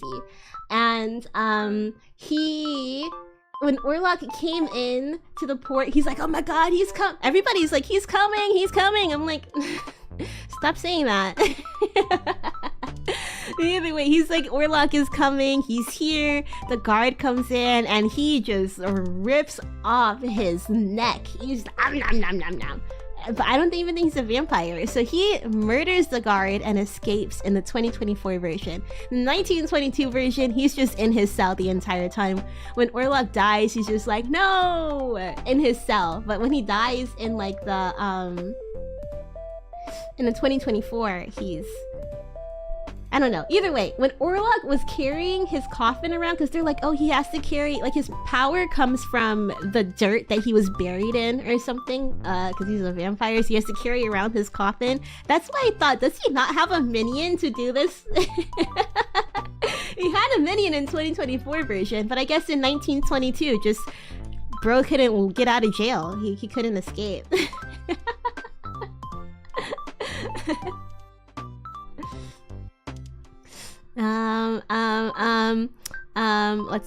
Let's see. Let me look at my notes. Oh my god, my Google Chrome is actually so messed up. I don't know why, but sometimes when I scroll, like half the screen scrolls, but the other one is stationary. Okay, let's see. Yeah, so some of the key differences I noticed is that in 1922, Thomas Hutter seemed to be more of the main character than Ellen. In 2024, Ellen's like relationship with Orlok is more of the main driver of all of the plots like unfolding. I honestly thought that I would be feeling rather claustrophobic when it came to like the sets of these old-timey movies, because I don't know, I just assumed like they had a lot less to work with. But in a way, a lot of the, like, to me it felt a little bit more like authentically antique, probably because everything just looked a lot more old. It could be because it was black and white too. Even though some parts of the film did feel rather bare, I just didn't feel as claustrophobic by the sets as I thought I would. I did feel like, I would say more so than 2024, that I was transported to the 1830s, and it might be because it was in black and white, I don't know. I remember my film teacher mentioned there's a reason why that guy stayed in jail the whole film. Really? That makes me curious as to why, like, there's that difference between the two versions then. You know, because that was one thing that I wanted to really think about when I was watching both of them, was what changes were made, why were they made, and yeah, why were they made, and like how does that serve the film in different ways? I think like Ellen's character being expanded on really elevated the 2024 movie like so much more, because it felt less like, I don't know. Like, to me, the 1922 kind of felt like a little bit like things were just happening, but in 2024, it felt more like a train is passing. You know, not like they're just like stumbling into. I wouldn't say that they're stumbling into the next thing in 1922 either, but it just felt a little bit more purposeful in the new movie. I wrote down NosferaTWO is so cute, like Little Red Riding Hood's grandma. There's a point where he's like standing there just like in the middle of nowhere, and he has like his arms, you know, that meme of Bernie Sanders with his mittens, like he's doing that exact same pose. I don't know if it's just because we've seen this guy so much, but every time I saw him, I legit laughed out loud. He's just such a silly guy. But yeah, Ellen's feels so irrelevant. She feels like Nos's interest in her only felt like a vehicle of wrongdoing against Thomas. But I could also see how this movie would be scary to people in 1922. I put down like there's this one part where Ellen is in a trance. She goes into quite a few trances in the 1922 version, but it's definitely a lot more of like a blank stare, like a ghostly trance, versus in the 2024 version, like I said, it's very, very, very, very sexual. Very like, oh god. Like I said, her seizures are basically just her getting boned by like a ghost. That's kind of what it was. It was very demonic. I was also thinking like it would be crazy to see, like I would love for the people who were involved in this movie to see this movie, but of course that's impossible. Maybe we gotta get a Ouija board and ask for a movie night. I wonder what they would think. Like this would be so, it's so much the same, but also just so completely different in how it's handled. Another example is Aaron Taylor Johnson's family. I feel like was kind of non-existent in the older movie. I feel like they were just kind of appeared in the second act, and yeah, they just kind of appeared in the second act, and I feel like they didn't really just have much. I also did feel like I might have been confused watching this if I didn't watch the 2024 version first. I think it could be because I'm the kind of person whose mind wanders a lot while I'm watching a movie. So I gotta watch stuff a couple times to be able to understand like the whole scope of things, why things happen. I was also surprised by how faithful of an adaptation this movie was. Let's see. Also funny how horny Robert Eggers' movie is. Like, you would think that was so important. The ability to do it adds so much to Nosferatu. Yeah, everything else was just sort of like just random thoughts that I had. Yeah, by the time the Hutters was heading back to their town after he left like the monastery and stuff, I was just like, what? Him and Ellen's relationship was barely explored. Like, she felt more of like an accessory to Thomas than anything. So it made me really wonder like what the Dracula book was like. Have any of you guys read Dracula? Gonzo, to an extent, Dracula can be sexy. Have you read it? Is Ellen the focus? I would say the recap that I did just now, it's more for the 2024 version. How does that compare to the Dracula book?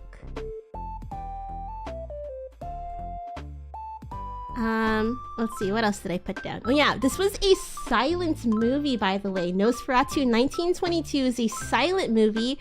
So you have like all of like their actions and stuff, and then you have like the cards anytime that there was dialogue. I was Okay, my first thought was I was very thankful that the card stayed up for such a long time. And I think one of the reasons why it stayed up for a long time was because a lot of people were illiterate back then.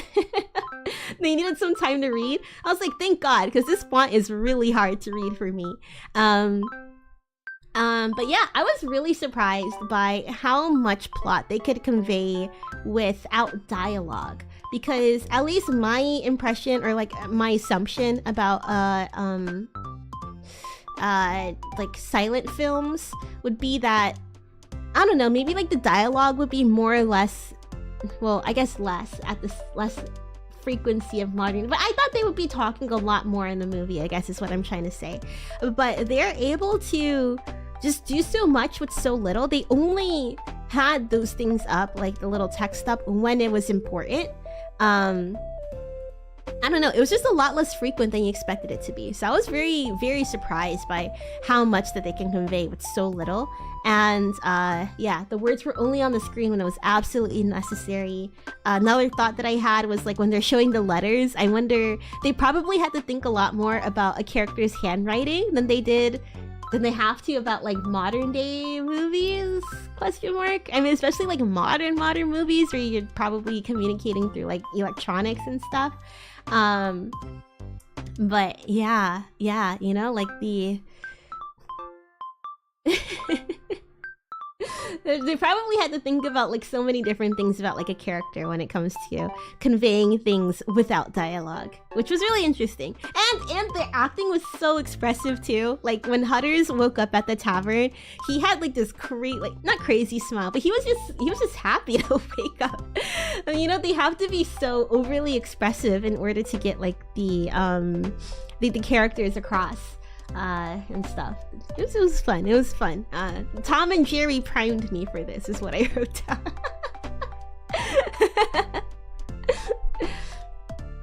The plague was the end in your face. Speaking of the plague, I feel like another thing that I wrote down, I was just like, man, they really lingered on the plague. At least to me, it felt like the plague, like part of it where they're talking about it, felt so much longer than how it was in the new movie. And I was thinking, like, really? Like, they're really shafting Ellen? I mean, I don't know if Ellen was even shafted to begin with. Maybe Ellen's story is just, like, in the new one, but... Really? We get so little Ellen, and we're just gonna feel like, I know, I get it, we have the plague.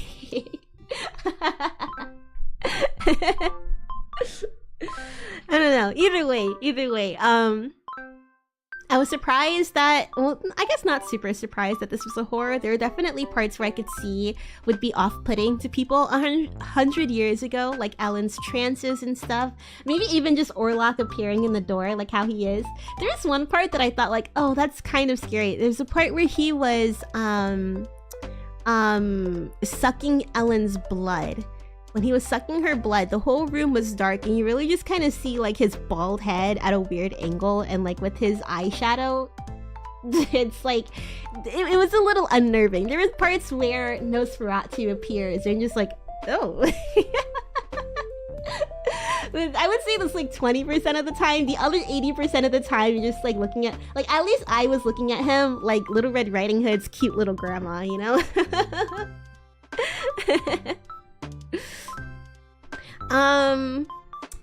But yeah, I really enjoyed seeing two takes on the same thing. Oh yeah, at the end of the movie, like, you have Nosferatu's shadow too. I thought that was really fun to see how Eggers did that in the future. I don't know if that was like him calling to Nosferatu's shadow or if the shadow was mentioned a lot in Dracula. Either way, yeah, it was really cool to see like how they did like the shadow parts in the old movie compared to the new movie. I don't know. Yeah.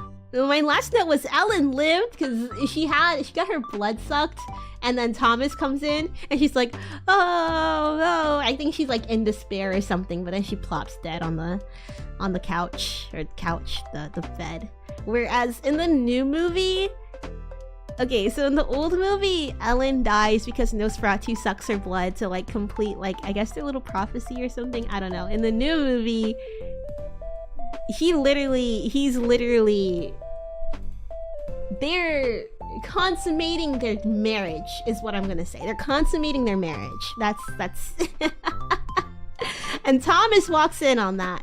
But the gentleman that he is, he pays no mind to the honestly skinny queen of a corpse. Nosferatu literally had no ass whatsoever. But he walks in, he's like, he does not even pay any attention, does not even look at Nosferatu. His eyes are on his wife, and he's like, babe, no, Nosferatu. Yeah.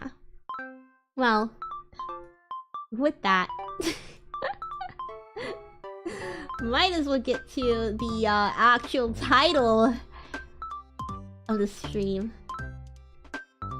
Nosferatu 2024 versus Nosferatu 1922. Who would make the better boyfriend? This will give me a little bit of a chance to dive into the differences between their characters.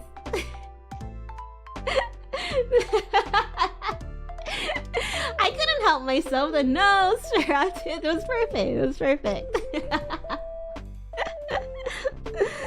Okay, a plus for Count Orlok 2024 Pro. I would say this is more so in the beginning of the movie as you're like being exposed to his like voice for the first time.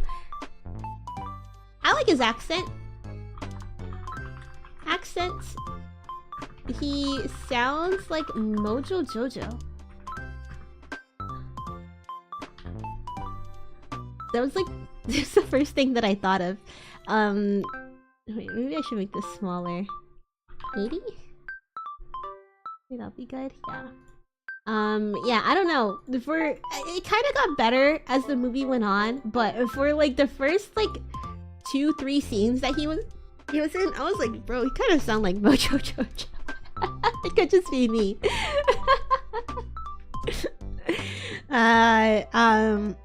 I would try and do an impression, but I can't. It's like Mojo Jojo rolling his R's. There's like something in his inflection that sounds like Mojo Jojo, but as the movie goes on, it feels a little bit less so. But in like that very first scene that he's introduced, I'm like, yo, I know this guy. I love his accent. Honestly, literally anytime that this Nosferatu was on screen, it was both terrifying, but like in a fun, like I wouldn't say you're like rooting for him. I don't know. Here, let me go to Nosferatu 1922. This might help me try to explain what I mean. Orlok 1922, I would say his wait, what was I gonna say for him? I don't even remember. Well, he doesn't have an accent, so he does not say anything. No accents. No fun.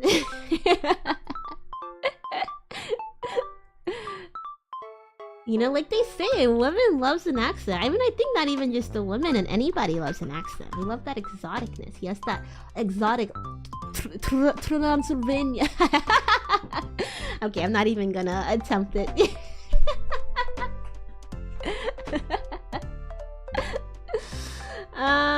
Let's see. Orlok 1922. I think he deserves a plus. I think he's very cute, to be honest. He is cute like a grandma. Like, I don't know if it's like his body or like his you know, he's very like lean in like a way that reminds you of a 2x4 plank board, you know? Versus Orlok 2024, he has like awful posture. I think he's very, very much more akin to like a person that died or that was supposed to die like 200 years ago. See, awful posture, and his skin looks gross. It looks really gross. He looks like he's rotting on the spot. Orlok 1922, on the other hand, like look at him behind me. He's a little pale, sure, but he's not like, he's not rotting, you know? He could smell good. This guy could smell good. Orlok 2024 cannot smell good. You look at him, you're like, no, this guy stinks. Obviously, he hasn't showered since he died.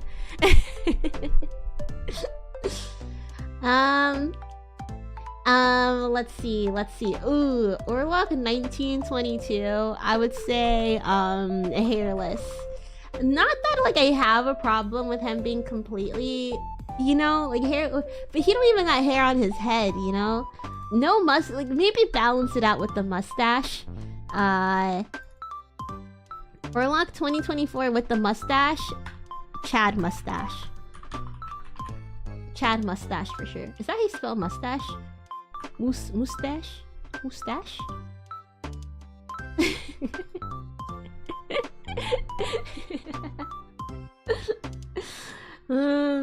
Oh wait, I have another one, dude. This guy is a fucking perv. He's a perv. He's boning. I mean, I'm assuming that anytime that Ellen is having a seizure, that's Orlok, like, doing his thing on her through her dreams. He wants her, man. Bad. He's a pervert and he's down bad. You know what? Yeah. He's down bad too. Down horrendous even. He literally died for the poon. He died for...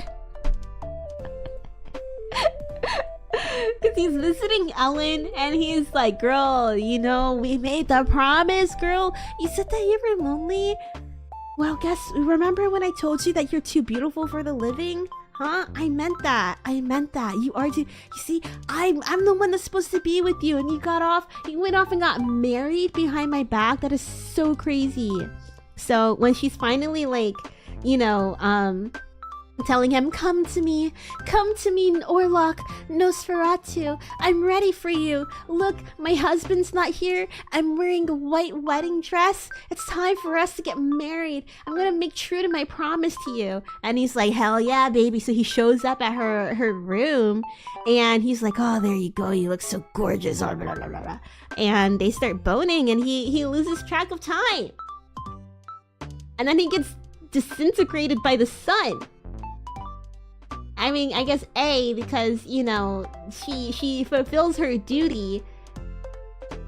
But also, like, dude, come on, you're supposed to get back in the coffin at 11:59 p.m. Look what's happening. Count Orlok as Cinderella. Down horrendous. At least this guy was just like, he only died because he was hungry. You know, he just wanted the blood. He just wanted the blood of like a pretty girl's neck. Orlok 2024 was just like, no, I need a little bit more of that blood. I need a little bit of that poon. Movie is not impressed. I'm a little... I'm so excited to watch like the movie again. I don't know, simply because I think it'll be interesting now that I've seen like this older version. Maybe I should do Dracula before I watch the movie again too. I don't know. Wait, oh my god, this is actually... I'm on the Nosferatu Wikipedia.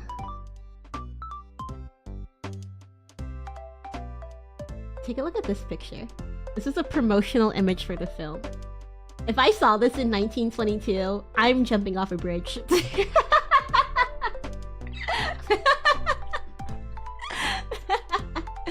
Wait, this Nosferatu got that drip though.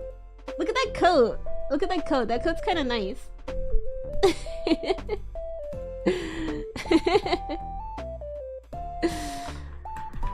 He got that drip. Oh my god. Right? For somebody...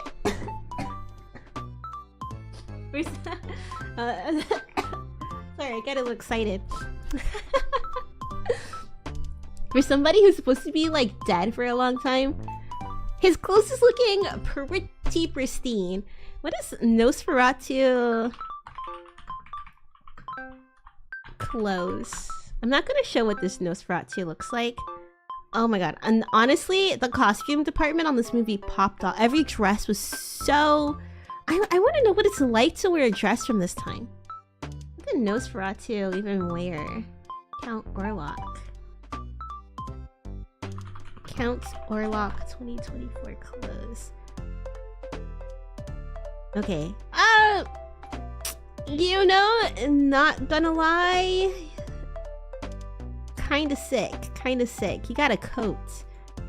You got a big coat. Let me get it.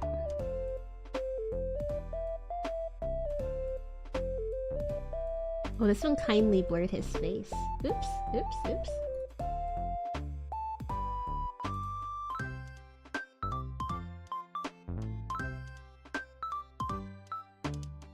Alright, we'll put this one there.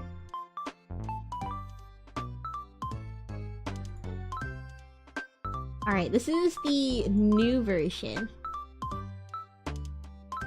They're both very different styles. I don't know, man. I don't know. 2024 kinda drippy.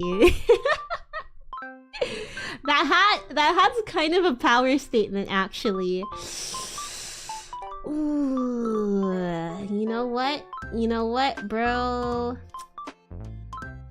This will be a positive for both of them. It'll be a plus for both. They both got that drip on. That coat is sick. Sick as fuck coat. Plus the hat. Wow. Wow, fashion icon. Put this guy in the Met Gala. I think Nosferatu 1922 could benefit from having a hat like that. Because, I mean, you know, his house looks really cold. He's living in a... It's not like they had heaters back then. He's on a mountain, I think. A mountain or something? I don't know. Either way, his place is also run down. That's another thing that I was really interested in. Nosferatu 2024. In 1922, like, his place just looked like, you know, they just were making a set. In this one, there's like parts that were crumbled, and like it was like he was just living in an abandoned castle, which is like, he probably doesn't care. He's like, what, 500 years old? I'm not gonna clean up my house if I'm like, I'm already dead. I already look dead. I don't have visitors. It's part of the vibe. It's the vibe that... It's my aesthetic. I'm going for, like, the, should have died half a century ago. Like, okay, maybe more than that. Should have died 2 centuries ago. A nasty kind of aesthetic. Yeah, I don't know. This is more drip. But this coat is, like... You know, you could give it to your girl. And it could go well with her dress. This one is like, it's gonna be too big for her. It's already too big for him. Dude, that outfit looks so heavy. It looks so heavy. Okay, anyways. Let's talk about their personalities. Orlok 1922, I do think that he was a lot, cuter. He seemed a little bit more polite, I would say, to me. I mean, it could be because he wasn't able to talk. But to me, he seemed more polite and demure and a soft boy. Whereas Orlok 2024, he was just like, I don't know, a little pushy, a little obsessive. Like, take a hint, bro, you know? Like, she got married. She got married and he's like, babe, I told you that... I think she was like 15. I think she was 15 when she first called out to him. Like, oh, I'm 15, I'm so depressed, my dad hates me. I need a friend, I'm so lonely. And then this 350-year-old Orlok, hey, baby. You're too beautiful for the living world. You should be mine. She gets married, you know, as she should. She grows up a little bit. And he's like, Excuse me, do you not remember that promise that you made to me when you're 15 years old? I thought we were supposed to get married. Like, come on. Come on. Down bad. I get it, she's pretty. She has crazy cheekbones, but like... You're immortal! Get it together! A once-in-a-lifetime beauty will come to this guy like at least like every 60 years, you know?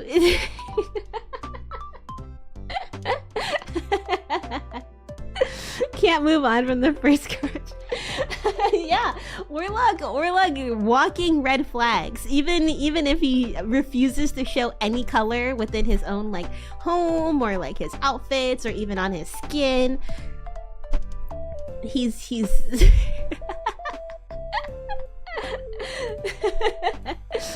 eat the cornflakes. Because it was Kellogg's, right? Kellogg's cornflakes was supposed to be like this anti-horny breakfast or something, right?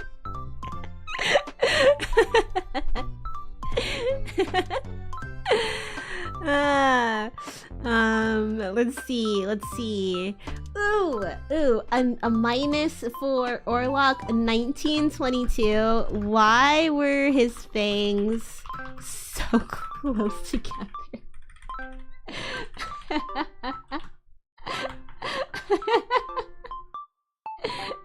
When I saw they showed his fangs, wait.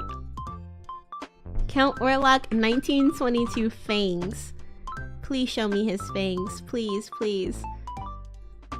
Oh my god, dude, somebody get this guy some braces.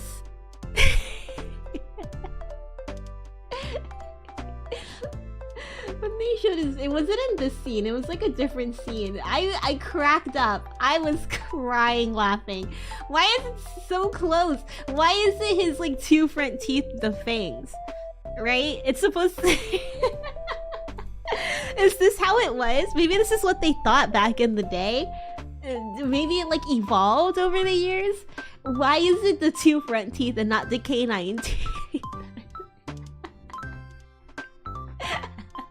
It's like chopsticks poking out of his lips, man. He's a beaver, blah blah blah. The beaver, blah blah blah. That was weird. But the new Orlok actually. Count Orlok. I don't remember, you know, I don't want to show his face because I think like showing his face, I mean, I don't know. They were hiding it from the trailers for the reason. Even if I did just like say the whole plot. We all know Dracula. Well, okay, I guess I didn't know Dracula, but you know, we know vampires and their general story. You know? Face. I don't remember where his teeth were. I think his teeth were just like mostly covered. I think, okay, wait, I'm looking at one. It just seems like he has, you know, really just jagged, sharp teeth. But I don't think they really showed it that much. For the most part, it's really just hidden by his mustache, which I think brilliant move, because either way, if you give him these teeth or if you give him teeth like mine, you know, it might take away from it a little bit, right? It's gonna, I don't know, you don't want people to think about the teeth too much, I guess. Either way, someone is gonna think about it. I think obscuring the teeth mostly by like the shadows and like his mustache. Brilliant. You know this Orlok has hair too. He has the dude, what was that guy from The Fifth Element? Jean-Baptiste Zorgi.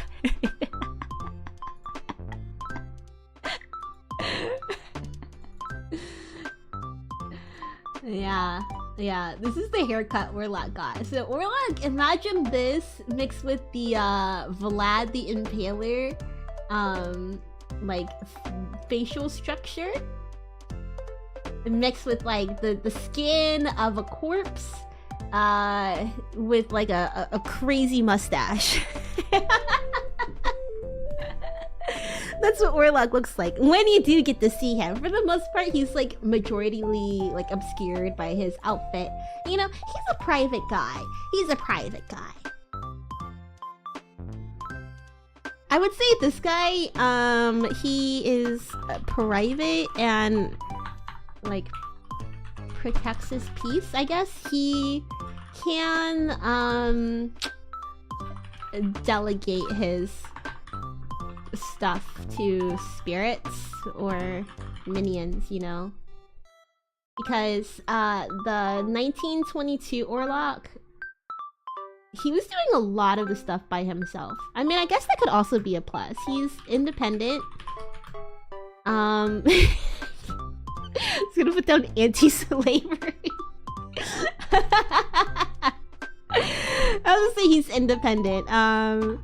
Can do his bidding on his own, right? So 2024 Orlok was sending, I don't know, spirits or something, using his demonic energy to send the carriage over. He wasn't carrying his own coffin. Orlok in 1922, he went to go pick up Thomas himself. He was in the carriage picking up Thomas himself to go bring him into his castle. He was carrying his coffin by himself, you know? So I do think that that is a noble thing for Orlok 1922 to be doing, but at the same time, I can see why Orlok in 2024 would be, you know, he's a count. He's a count. Does he have to carry his own coffin? Does he have to go pick up the guy who's just gonna sell him a house himself?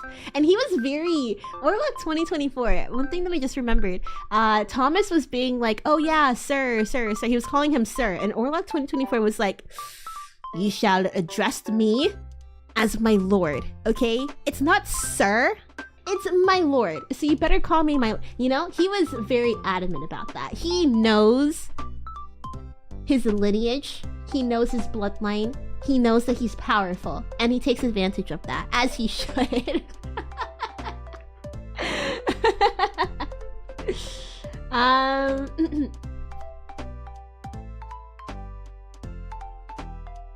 1922, that was just common? Wait, common to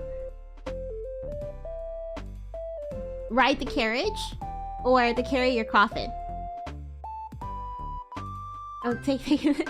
I mean, I would feel like, you know, somebody who's a count who literally lives in a castle, like, you would have somebody to, like, go do that for you, you know? Right? In 2024, I think... Yeah, I think that they just sent some guy... He was... I don't think Orlok was driving. They did not show him driving. At least, I don't think so. They didn't show anybody driving. It was just like the horses coming and the horses going. And he was in that trance. Either way, maybe this is more of like a bone to pick with like how they chose to reveal Count Orlok in 1922. It just seemed a little bit beneath it. To me, it just seemed a little bit like, you know, you're a count. You've lived for like half a millennia, bro, you know? Pick yourself up a little bit, you know, but treat yourself like the king that you are. Hire some guy, some peasant off a task rabbit to go pick up your salesman. In the 2024 version, Thomas was just wandering through the woods, kind of making his way up the castle, when the horses were like approaching him in this ghostly manner, and you know, he's whipped into this trance to enter the carriage, essentially. It seems like some people are thinking like, oh, why would he do that when, like, obviously the vibes are all wrong, but it seemed, at least through the way that they filmed it, like how the shot was, that it was more against his will, even like despite all the red flags, that he's just being... Like, it just felt like he's floating towards the carriage, you know what I mean? And in 1922, you know, they're just... It's kind of like an open space, too. They're not, like, really in the forest. It looks like they're just, like, on the outskirts of the forest. And the Orlok is just there. He's like, come on in. I was like, is this supposed to be the reveal? The reveal in the new movie is like so good because it happens at the scene where they're both at the dinner. It happens at the dinner, right? So they're both at the dinner table, illuminated by like the fireplace, and Orlok is just like, yo bro, you got the deed. Turns out, because you know the deed is like written in illegible script, he included a clause in the deed that's like, and I get your wife. I get the house and I get your wife. So when he goes to Ellen and he's like, oh my god, Ellen, you're supposed to love me, first of all, and second of all, your husband doesn't even love you anymore. I know because I have this contract that he signed that says I get to have you. She's like, no, he would never do that. And he's like, so right here, his John Hancock is right here. So read it and weep, babe, you're mine.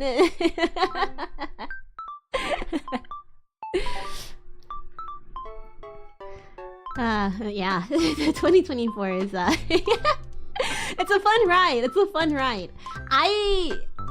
If you like the 1922 version, even just remotely, or even if you have just like an interest in the new one after watching the old one, 100% recommend it. I would say that having seen both of them, it elevates them both so much because I don't know, it's just really fun to see how they tackle the same story 100 years apart. And I think that, like I said, Nosferatu 2024 feels like a director's cut of the 1922, or maybe like 1922 feels like the Spark Notes version. The 1922 version is rated G, which surprised me, but also didn't.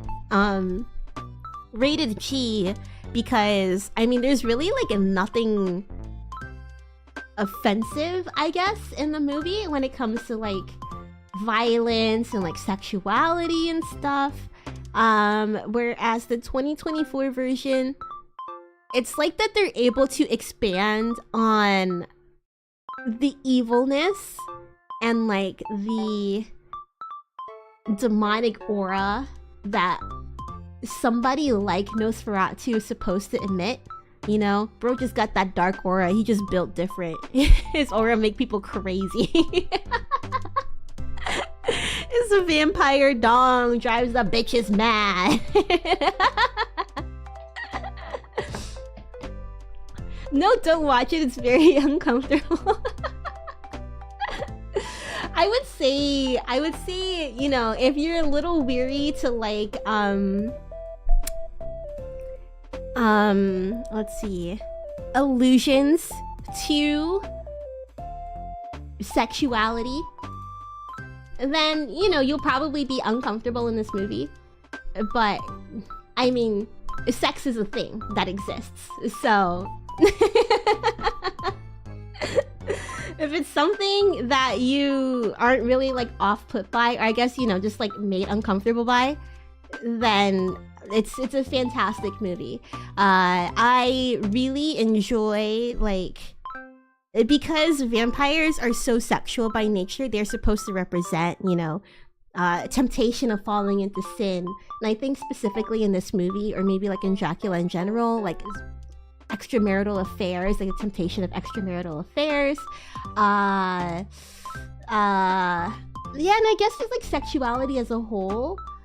People often would, I guess, interpret Dracula, especially in this new version, as manifestation of Ellen's depression. Back then they would call it melancholy.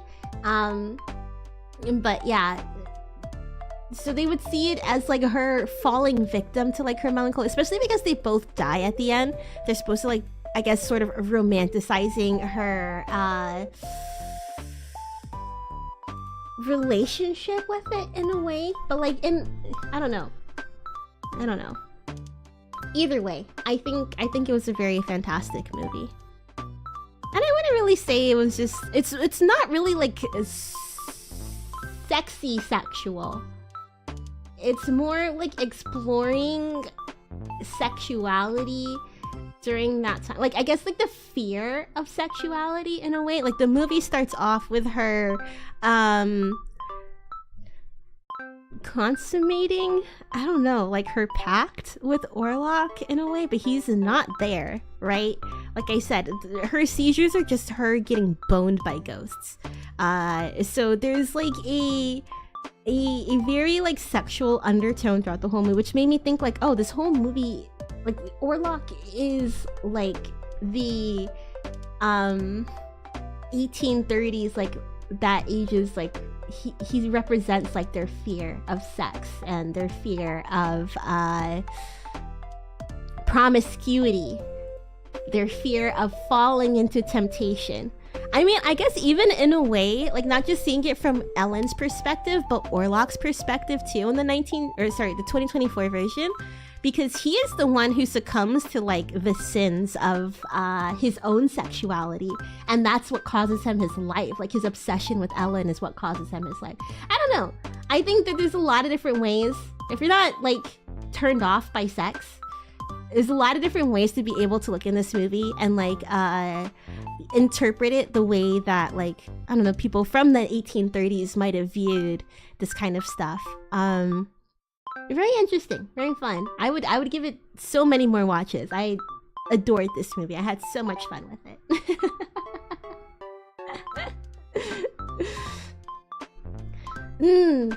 Alright, let's see. Let's go ahead and like tally up these points. I don't know, even though we're like 2024, 3 pluses. Wait, 1, 2, 3, 4. 1, 2, 3, 4. Ooh, 5. Okay. It looked like Orlok 2024 had more pluses than Orlok 1922, but I think, you know, he has 5. After watching the movie yesterday, honestly, even after leaving Nosferatu 2024, I was like, this guy is not boyfriend material. And then watching the 1922 version just cemented that idea to me. To me, 1922, he's just hungry. Like, he's just an evil spirit that's just trying to eat. Orlok 2024, he's got a crush, and he is not gonna stop until he gets that crush. He's down horrendous. He's an absolute pervert, bro. He's, yeah, not red flag all around. He can go. He can go. Our boyfriend material is none other than Count Orlok 1922. Oh. The real boyfriend material is actually Vlad the Impaler. Look at that. Look at that. What a handsome guy.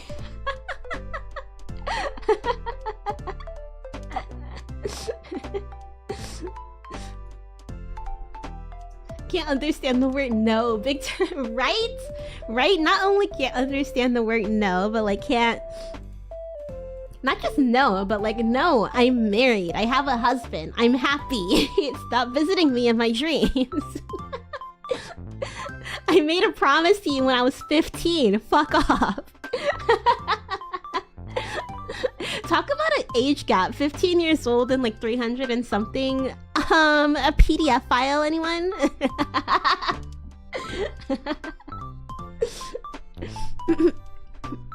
I'm off to spread the plague. See you, Boomi. Always fun hearing you break things down. Thank you so much for joining us, Dennis. I hope that you have a lovely day at work. Let me see what else we have on the agenda. I think that about wraps it up. We're able to determine who our boyfriend is. Orlok himself. The good old version of Orlok, at least. Let me get him out here. Do this one. Let's do this photo. Ta-da! Oh, I'm too strong. I carried the whiteboard. There we go. He's just a silly little guy. He really just is a silly little guy. When he got his arms up too, he really does just look like, I don't know, somebody's grandma. Somebody's bald-headed grandma.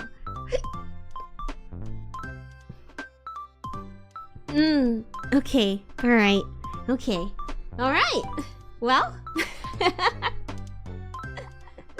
Sir, 15 years of age is not old enough to enter legally binding contracts without parental approval. Your agreement is void and has never had any legal standing. That's what he needed to hear. That's what he needed to hear. And then Thomas also needs to hear to read the terms and conditions before he signs any contract. Or even not just the terms and... maybe he should have brought an interpreter, because Orlok... That was kind of a nasty move. Using an ancient dead language to be like, hey, this is the deed that I wrote up, so, can you sign it for me, please? Like, come on, bro. Come on, nobody can read that shit. You know nobody can read that shit. Come on. And then Thomas is just there. He's just so scared because Orlok's aura is massive, and he's just like, okay, I'll sign it. I'll sign it. I'm not even gonna read it. I'll sign it.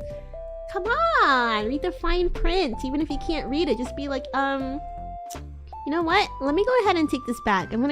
She should have brought a lawyer or something. I don't know. Were they a law firm? No, I think they were just a real estate agency. Hey, you know, like they say, get into real estate early. 1830s, he's probably buying up so much property. Orlok. Imagine if he didn't die. Dude. Imagine being a vampire. You're like eating up like New York City real estate like crazy. And you just hold on to it for centuries. Just buying so much land. Holding on to it for a century. That is a get rich not so quick scheme. But that's... Orlok, hey, come to me, Orlok. I got some plans for you. Maybe it might be too late to get into it. Maybe things are too expensive now. Thomas is a bit dumb. Kinda not boyfriend material even. In the 1922 version, he was like, oh yeah, by the way, Ellen, like, I gotta go down to Transylvania for like a couple, I think maybe 2 weeks or something, because he has to include the commute. He's like, I gotta leave. I know we just got married and all, but I gotta go because I can make some money by selling this old guy some shitty property. And she's like, oh my god, no. And he doesn't even look at her while he's in despair. He's just like, okay, I'm gonna get packing. He just starts packing. He immediately just starts packing. Crazy. Knock. Wait, who's Knock? Wait, let me look this up. Knock. Nosferatu. Oh, that's the crazy guy! I didn't know his name was Knock. Yeah, he's the guy who smeared his dookie on the wall. Oh. Knock is the most competent kid. He knows what he likes and he's loyal as fuck, right? Wait, you might be onto something here, J4. You might be onto something. Because I heard somebody, they were like, oh yeah, he went crazy because he was the boss. He worked at the same firm or something, and then he went crazy after visiting. Her Knock blends Dracula's Renfield with Jonathan Heckler's boss, Harker's boss, Mr. Hawkins.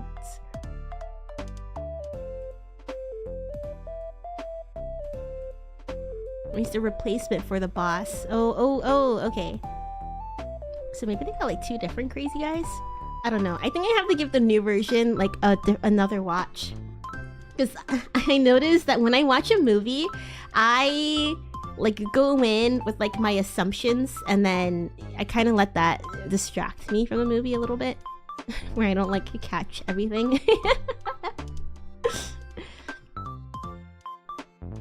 I hate Vamp. My friends gave me a new nickname because I'm so pale. I'm surprised I haven't had some sort of like vampiric nickname. You could like literally, a vampire would love to see my arms. You could see my veins quite clearly. Oh, the BGM's done. Okay. You could definitely see my veins rather clearly. A vampire would love me. My blood probably doesn't taste too good though. I don't eat healthily whatsoever. But yeah, one thing that, I mean, even with this movie too, I'm sure vampires were scary in 1922, but for sure in 2024, if you were to see like, oh yeah, he's a vampire, like, you wouldn't think of a scary guy. You would think of like a sexy guy. You'd either be thinking like a Asterion or like an Edward Cullen, like a charming. I think the charm is part of the vampire's like entire being too, even back then. But yeah, I'm all for making vampires scary again. I was gonna say sexy. Make them scary again. Another thing too that I think is cool to see, like how sexual like the 2024 version is that like I said, in modern times vampires are seen as like, yeah, like sexy, right? Like especially just like thinking about the whole Twilight craze. I know everybody was like shitting on Twilight for you know, like making vampires not cool anymore. But to see like, I mean, I think that this movie is able to sort of build on that reputation that vampires have gained in like the last 2 decades. Isn't like True Blood also vampire? Like, aren't they sexy vampires in True Blood too? I don't know. Either way, like seeing how like, and even like an interview with a vampire too. Like that movie is like very, it's like those guys are sexy.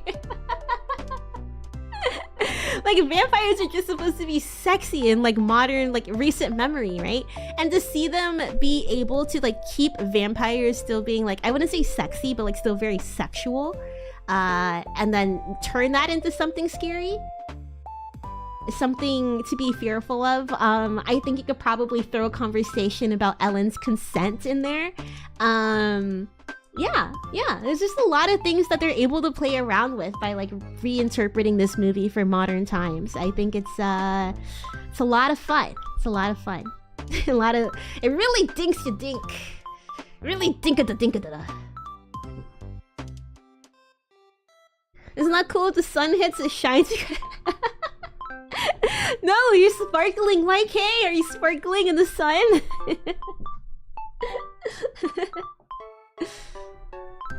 Not being able to change your hair was a weird draw. Wait, that was a thing? I watched that movie not too long ago too. Because I was going on a small vampire like movie not craze, but like the theme a couple years ago before I started streaming. I watched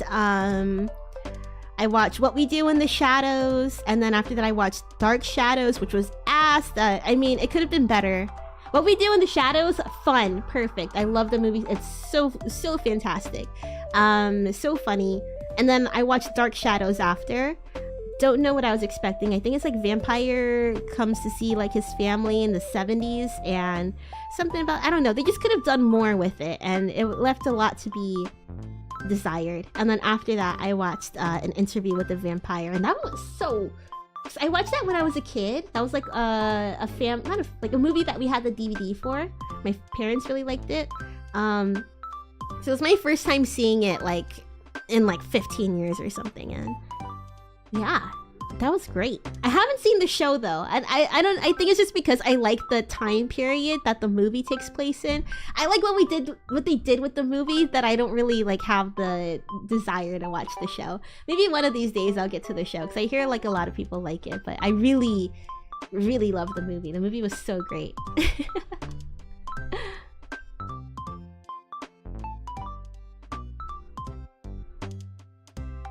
There's a scene where one character cut their hair and it just screwed. I don't remember that at all. And then again, it's been a couple of years. It just screwed that. I mean, their hair was great in that movie. Their hair was pretty great in that movie. The interview with the vampire. Oh, that's all. Oh my god, when you Google it, it's all the show. It's all the show.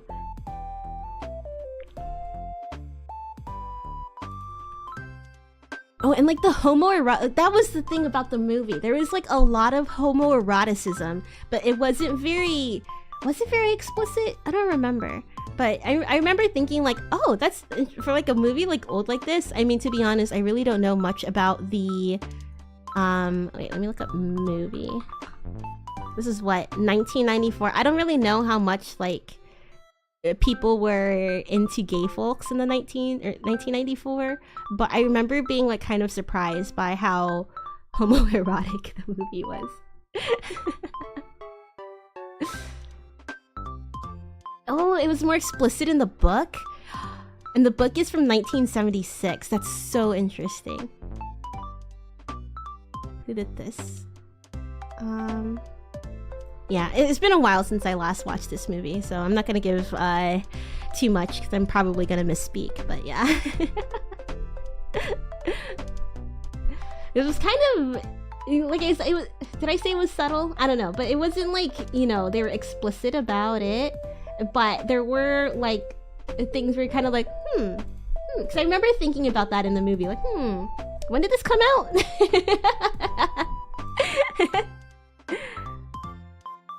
Dark Shadows was an adaptation of this word. Oh, from the 60s. I see. A soap opera? Because I was expecting something like, I feel like they could have had so much more fun with it. Like, it's giving like Addams Family sort of vibes. I feel like they could have had so much more fun with it, but to me it just sort of fell flat.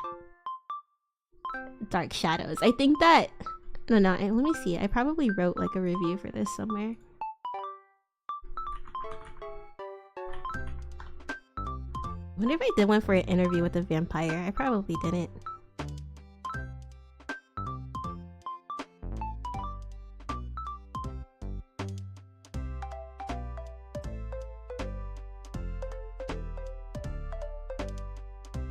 Yeah, I didn't for that one. Dark Shadows. I gave it 2 stars. I saw this 3 years ago. Okay, so I said, I thought the clip Netflix gave was interesting, so I tried the movie out. There were some parts I liked, but many parts I did not. I think the movie tried to do too many things, and it just fell flat. I would have preferred a regular fish out of water story, since it was fun to see a 1700s dude be confused about the 70s while I'm watching this in 2020. The ending ruined it for me. It just felt all over the place. I can't place my fingers on why I didn't like this movie, largely because I can't remember it, but I know I'd rather not sit through it again. Also, you can definitely tell Tim Burton has a type of girl in this movie, and after I noticed it, it felt really weird. I think it's like the girl that was like very Tim Burton-y was, I don't know, I think I got the feeling that she was quite young, but she seemed, I don't know, yeah, either way.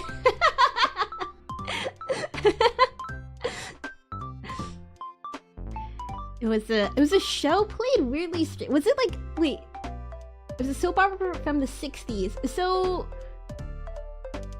yeah, okay, because I think the fun part for Dark Shadows for me was seeing a fish out of water story.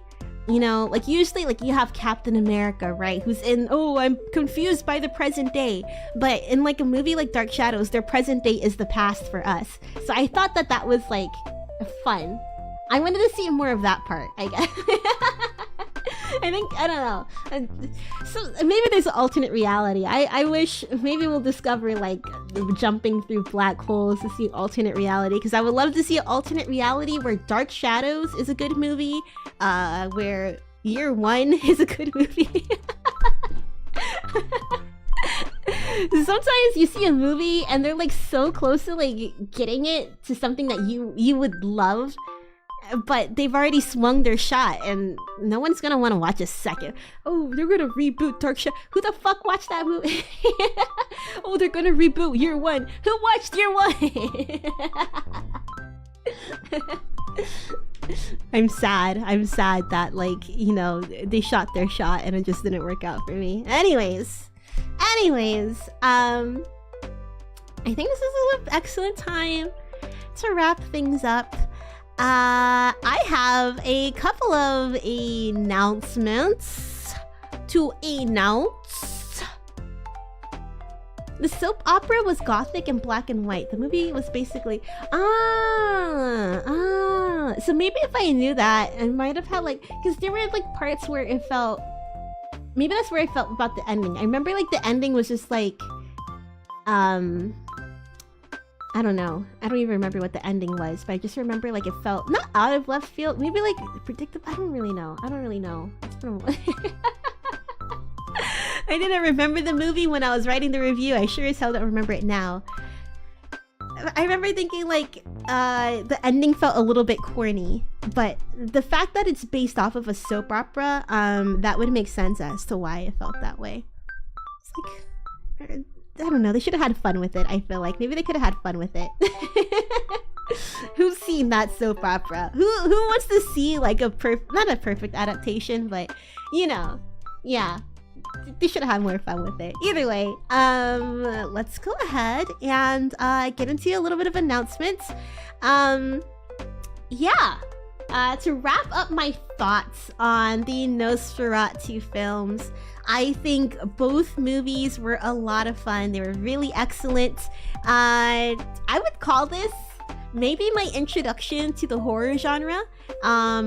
Both of these, while I didn't find them that scary, I did find them both a lot of fun, and especially because 1922 versus 2024, over 100 years of horror films evolution. I want to see what kind of happens like in between, right? Because like the 1922 version was so tame compared to the 2024 version. What happened in between? You know, how did they were able to like loosen the restrictions? I want to kind of see that evolution. So who knows? Maybe I'll watch some more horror movies during our movie nights. I will be writing a review on Letterboxd one of these days. When I do, I'll share it with you guys. But if you have a Letterboxd and want to follow me on my movie journey, honestly, I've only rated one movie on there and I didn't even leave a review. I just watched The Fifth Element and I just gave it 5 stars immediately after I watched it. That was like, I don't know, but yeah, feel free to follow me on Letterboxd at STFU Boomi. I hope to be writing some reviews and maybe importing some of my older reviews onto there once I get the time to actually sit down and do that. If you enjoyed tonight, spread your lifeblood by sharing the stream with a friend. You can also share my Twitter or like follow me on Twitter or something. I'm not really good at plugging myself. STFU Boomi on Discord. Not Discord, on Twitter. I was gonna say join our Discord next. Sit in on our next movie night. I don't know when it's gonna be or what we're gonna watch because honestly the frames were a little bit horrendous last night, so I'm gonna see if I can fix that before we do another movie night. But go ahead and join our Discord either way. I'm pretty chatty. Well, I will say yesterday. This week I've been trying to be pretty chatty in there. So yeah, come hang out. Spread the what did I say? Spread your life force. Yeah, spread your life force by sharing the stream.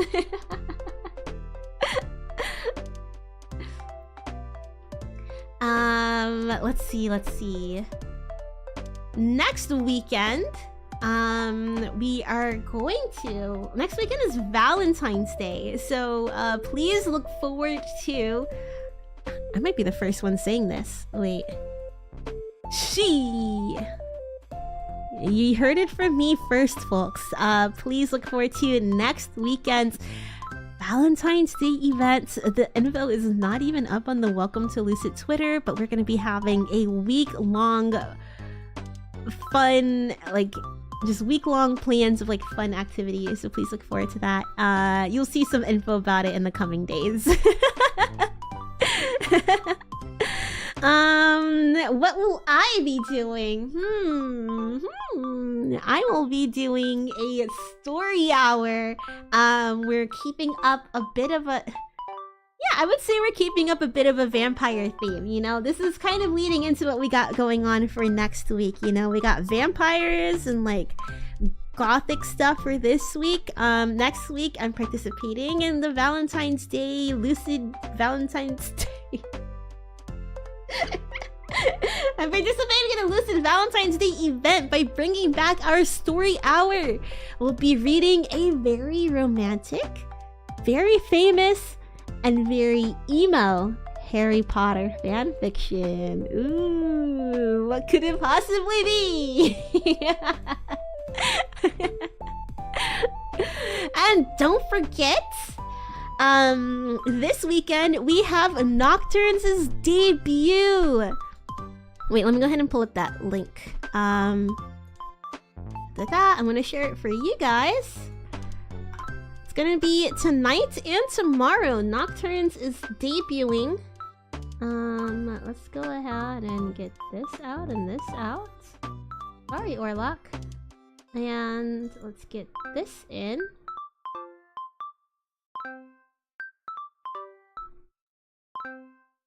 Okay, well, I didn't want it to look like that, but I don't have a choice. Yes, Astra is debuting tonight at 9 p.m. Eastern, 6 p.m. Pacific, and Aki is debuting tomorrow at 6 p.m. Eastern, 3 p.m. Pacific. Nocturnes is getting 2 new members, so Xander is no longer alone in his gen. Please stop by and support. I hope that I get to see you down there in the chat. I will be there for shizzle. I don't know why I said for shizzle. That's cringe. But yeah, come and support. It's gonna be a fun sight. Like this GIF that I posted, isn't it perfect? Okay, it's kind of, the flash is a little intense, but yeah, Astra's werewolf maniac. He is actually like a music producer. If you haven't tuned in to his I think I rated him once. I don't know if this was like I don't know if we like kept this secret well. I don't know. I feel like it was a little bit obvious. When Bond joined Lucid, they're the ex-Bond talents now. When they joined Lucid, I don't know. I don't know like if you guys saw this coming or not, but yeah, they were part of the fold. But yeah, they finally get to join the rest of us and debut this weekend. Yeah, Astra is a really talented music producer, and Aki is also really talented, super fun, super funny. Yeah. So Astra will be streaming on YouTube and Aki will be streaming on Twitch. So yeah, a lot of fun for everybody. Please look forward to it. I hope to see you there in the chat tonight. Also, tomorrow, I will be participating in the pre-debut party with T, Nay, and Xander shortly before Aki's stream. The time is, I think it'll be like around 4 o'clock. 4 o'clock? Sorry, I don't have it written down in my notes, but yeah. I'll see you on the Twitch side if you're over there. I believe that T and Nay will be, what's it like, stream sharing it? You know when you get to stream together on Twitch? That's a cool thing that they added. Wish they had that before I left. Either way, yeah.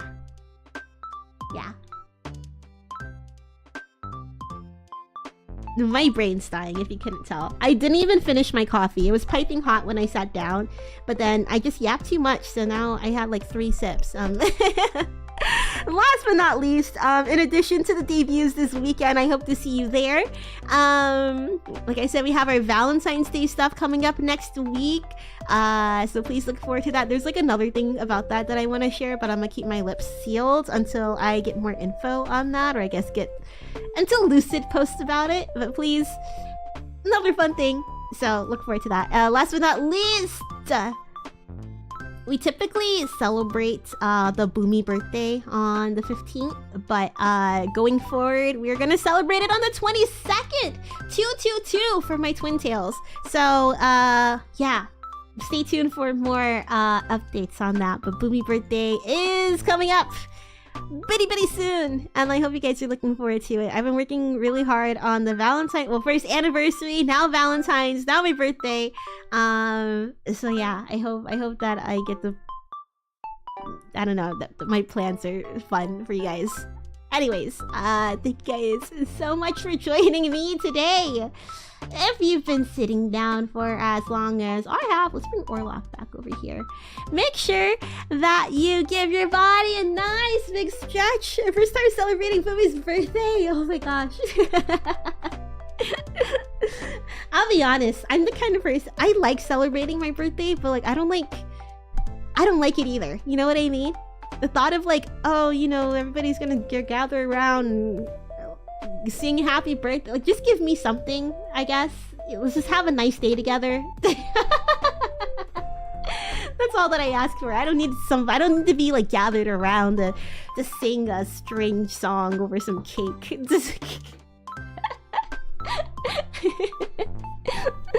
Either way, I'll be able to talk about that more next week. So until then, if you've been sitting down for as long as I have, make sure you give your body a nice big stretch.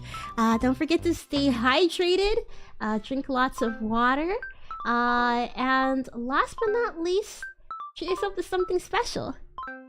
Even if it's how about for my birthday? You know, this is not for like another 2 weeks, but how about you go out and tell the restaurant. Gonna ask the waiters in the restaurant. Yeah, you go out to the restaurant with like just print me out on a piece of paper. Like, have you guys seen like the stuff that people did for LeBron James's birthday? They would like have a cutout of him, and then they'll go to the restaurant and they'll have like the waiters sing happy birthday to the LeBron James cutout. How about you do that? Or if you have like Boomi merch, you can buy Boomi merch right now actually. I think that's a command. Or you know what? Even just say, hey, I'm Boomi. You know, have them sing happy birthday to you. That's what I want. I want you to embarrass yourself in public. Go to like the loudest restaurant where all the waiters are unhappily singing to you, serenading you with like the frown on their face. Embarrass yourself for my birthday. That's all that that's all that I asked for. Anyways, yeah. Sorry we don't get to see a whole lot of each other lately. Like I said a couple weeks ago, kind of taking it easy while work has been strenuous, for lack of a better word. But I do enjoy that we get to see each other at least once every week. I have to see you guys tonight for Astra's debut, and tomorrow for the pre-debut watch party for Aki, as well as during Aki's debut. Until then, take care, and I'll see you next time. All right? Bye!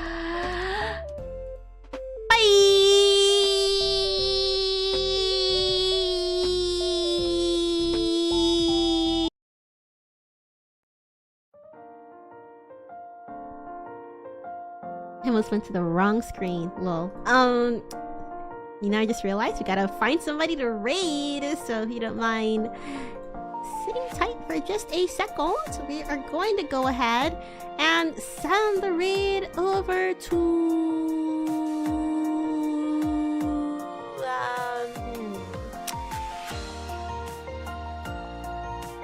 There's,